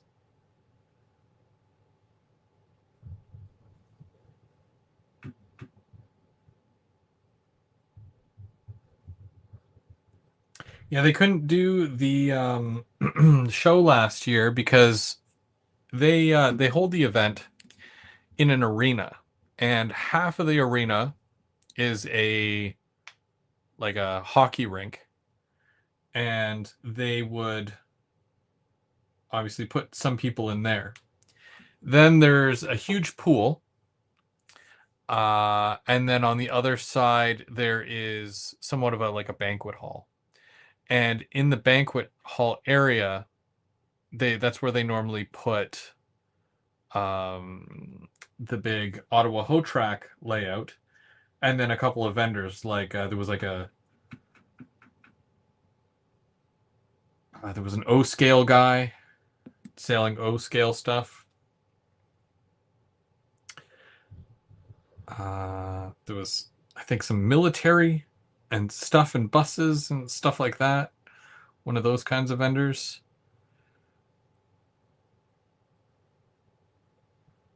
But yeah, they're apparently going hard this year, right? Like it'll be neat.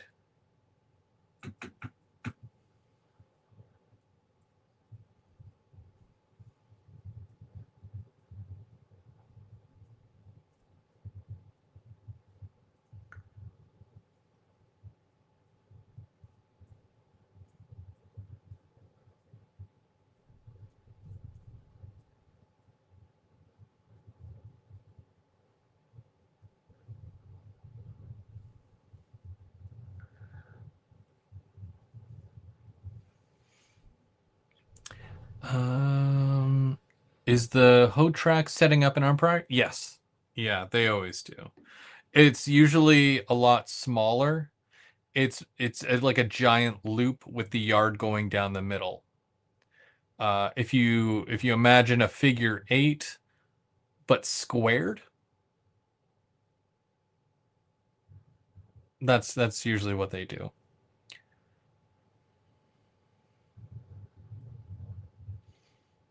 Oh, around the lake. Oh, okay, yeah.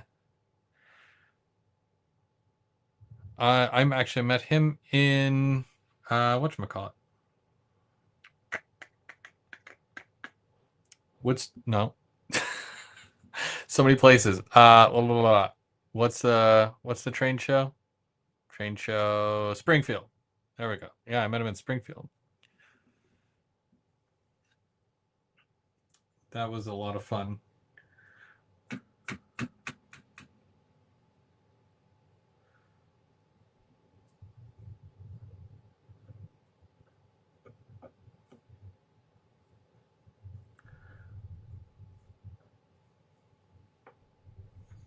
I mean, it's like I know you're there to you know, sell trains and stuff.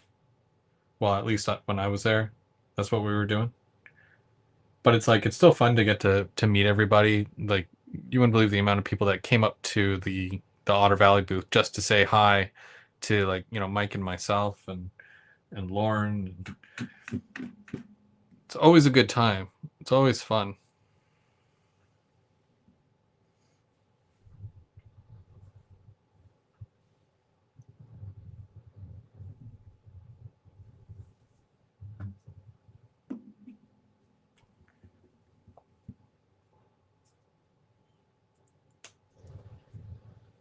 And the deals too, let me tell you. There was they were wheeling and dealing that weekend.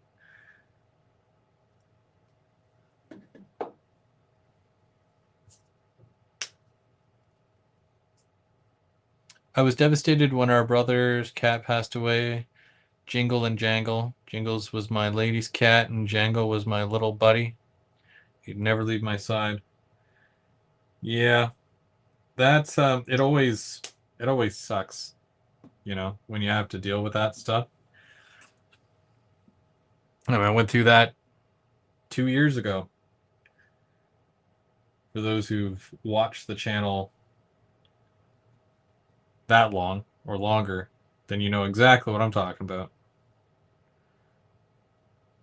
Because I had Alexis for a long time. Like, I had her before I met my wife. And I had her when when I moved in with my wife, or when we moved in together, whatever you want to call it. And you know, it's the kind of thing where it's like, you know, she was there when I brought my two kids home from the hospital, you know, like when they were born, right? She had to sniff them out and make sure that they were legit, you know? She's like, "Are these mine? Are these yours? Like, what's going on? Whose kids are these? Who left these kids here?" And they do truly become more than just your pet, right? It's family.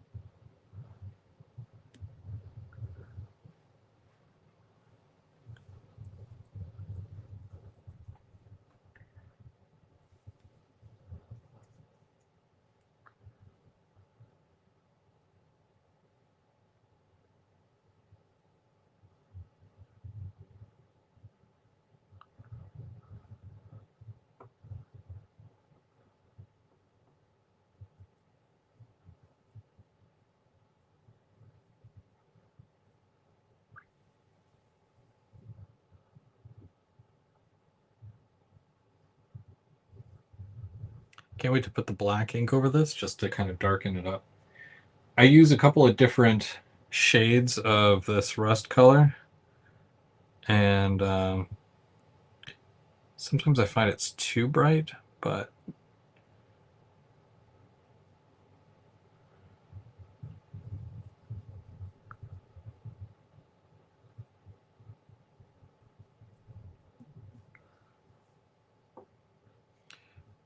just kind of have to work at it and work at it, and then eventually you find out what works.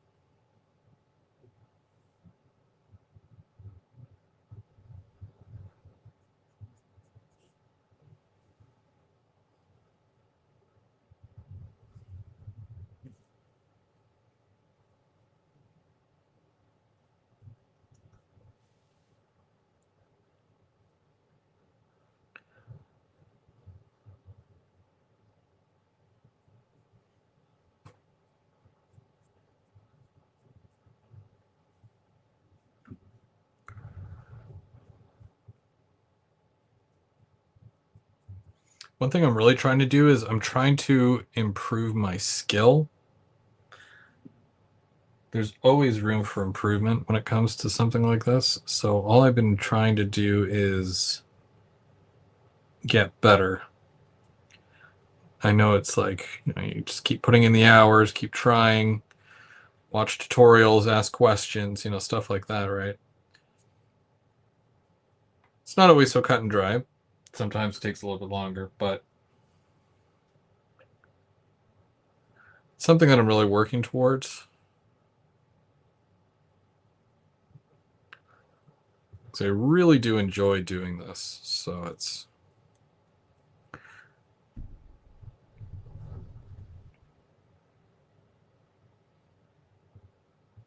How long do cats live? That really depends on the cat. Um, I had two cats when I was really young and got them both from the Humane Society. They weren't related. They came in at two different times, but it was buy one get one free.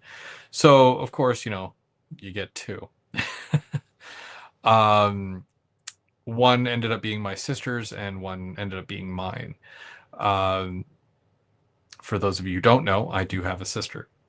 Anyways, so my sister's cat lived to be about 7. And I had noticed one day that he was sleeping, but he was sleeping in a what looked like the equivalent to when you see a human laying in a very uncomfortable position, and you're like, you look uncomfortable. It was that kind of scenario. So, you know, I mean, I was only, let's see, got him when I was what, 8? So I was about 15, I guess. So, obviously took the cat to the vet.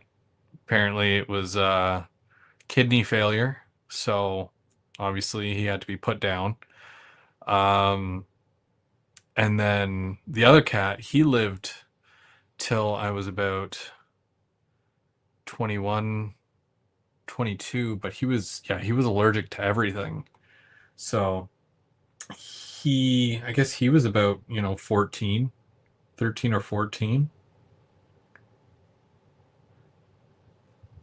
And then Alexis, who just passed away a couple of years ago, um, yeah, she was going to be, or she had just, how old was she? She was about 14 as well, 13 or 14. But yeah, some cats can live up to, I think the oldest cat was like 24 years old, like human years. But that's pretty old in cat years. Even 17 is, I mean, that's a good life right there. But yeah, like kidney and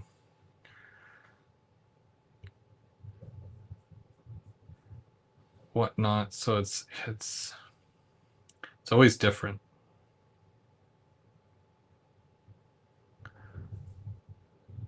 It's not like a turtle. You get a turtle and those things live forever, right?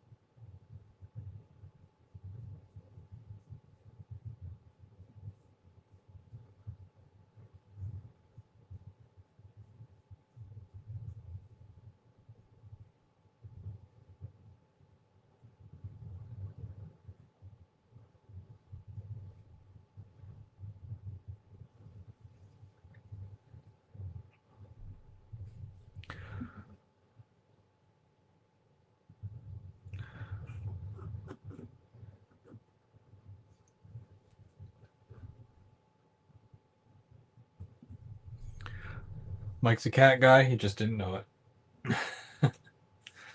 All it takes is one. Ours were 21. Oof. Yeah, indoor cats definitely live longer than outdoor cats. So, yeah.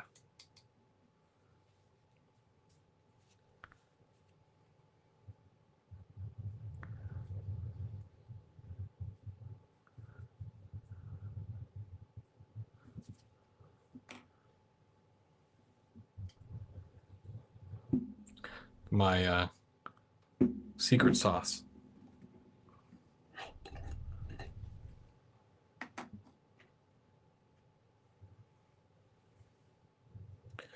should probably put a paper towel under that.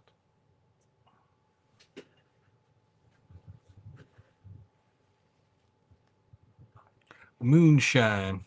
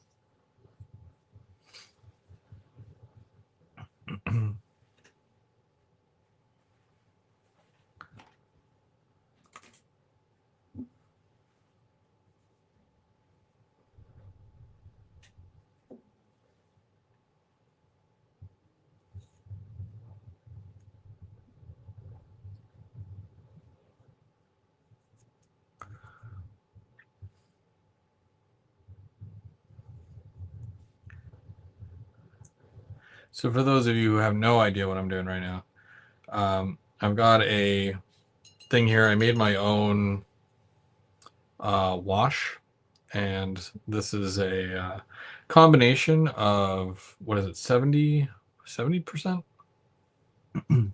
Yeah. Got this at the dollar store. You don't need to spend a lot to get isopropyl. So yeah, I put in what, a cup of that or 2 cups of that, and like 7 drops of India ink.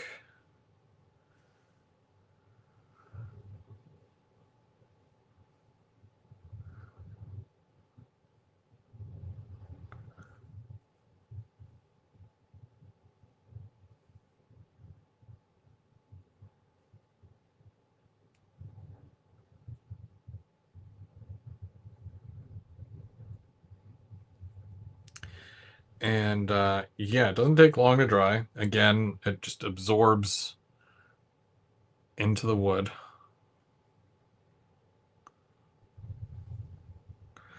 And this is partially what brings all the colors together here.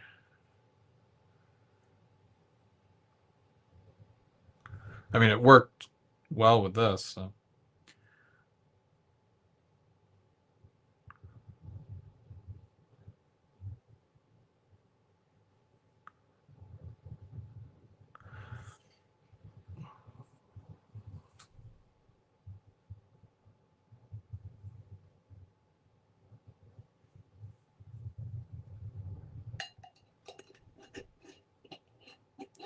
I decided that I wasn't getting another cat. I can't go through that pain again, and there is no replacing Jangle. I had cats all my life, and he sure was special. Yeah, it's a tough call, and believe me, like, just before we lost Alexis, we had adopted Midas, and for those of you who have seen, like, Midas only has one eye, right? We had found Midas on one of those um, local adoption things where they take in stray cats, and they fix them, and then they send them off with homes. Well, Midas was a special case because he had got hit by a car and he needed some extensive surgery. They had to remove his eye. Yeah. And he was only a year old, so uh, we had donated some money to help with his surgery and whatnot, like to pay the vet bills, because I mean it's not cheap, and it's that or euthanize, right? And after the whole healing process and all that, I think it was just it took a couple of months or so for that whole process, but we eventually ended up being the ones who adopted him. He didn't get along with Alexis because he was more street and she was very much leave me alone. I have my human and I'm good. Um, so we kept them separate from each other. And then of course, like, she passed away, and it still sucks to till today. Like it's the kind of thing that never really goes away. But um, there was still that level of emptiness, and we had got Binks just over a year ago. Yeah, because he turned a year in August, this past August. And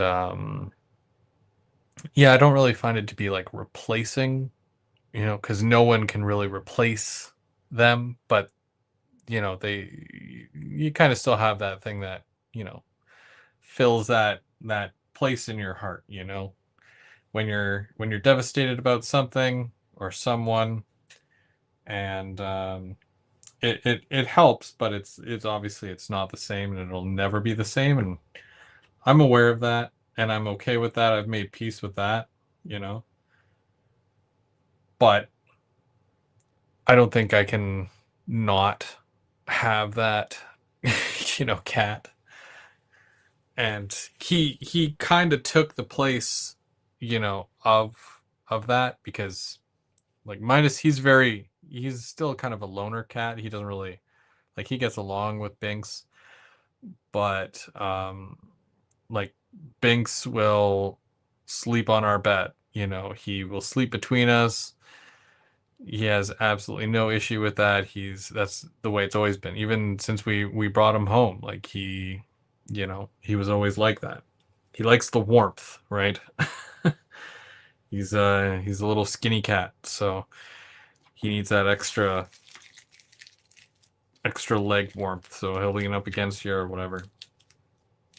And it's just, I'm at peace with that, so that's where I'm at. But yeah, no, I still miss her every single day, and it does suck and whatnot. You can't change it. Can't, there's no one to avenge. I can't really, you know, unfortunately. Time is it? Oof, 9:30. Okay, well, almost done. I just want to do one thing here, and I'm going to be quick about it, and we'll wrap things up for today.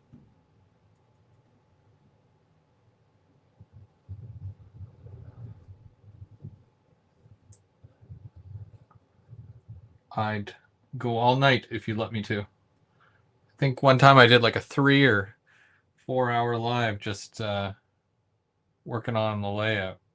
I think I was doing, was it the paper mache stuff? No one stopped me, so I just kept going.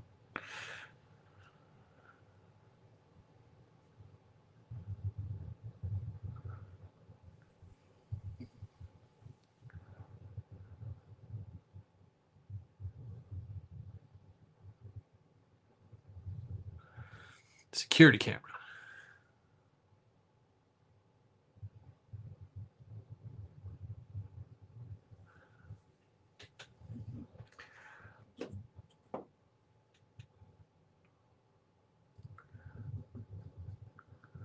Alrighty.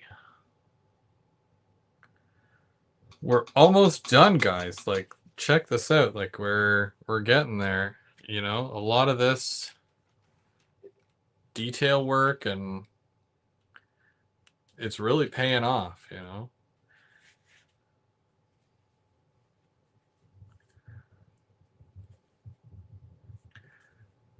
I think there's obviously like a bit more I can do here and there, but I think the next few steps or phases, it's going to be a little different because I do want to add some lights to it. I do want to add a few more detail pieces, and of course, like I said, I want to do things like, you know, the garbage can and whatnot that'll go in front. That is not like a huge thing right now because of the fact that I just really wanted to get the structure itself done and placed on the layout. Um, I've got the section where it's going to go. I got to get an incline set to kind of go up a little bit to this area. I have all the track for it. That's not a problem. So I'll be starting a new kit real soon, but you'll probably see me work on this maybe another week or two, and we'll probably start something, the next one just after the March break. And I'm hoping that the weather is nicer by then. That way we can, you know, do some workout, like, you know, get some spray painting done outside, because that would help a lot. I've got an airbrush, but it's not meant for big things like this. It's just not. So I will look to see what the next kit will be. I know that Dave, so you guys know Dave Co.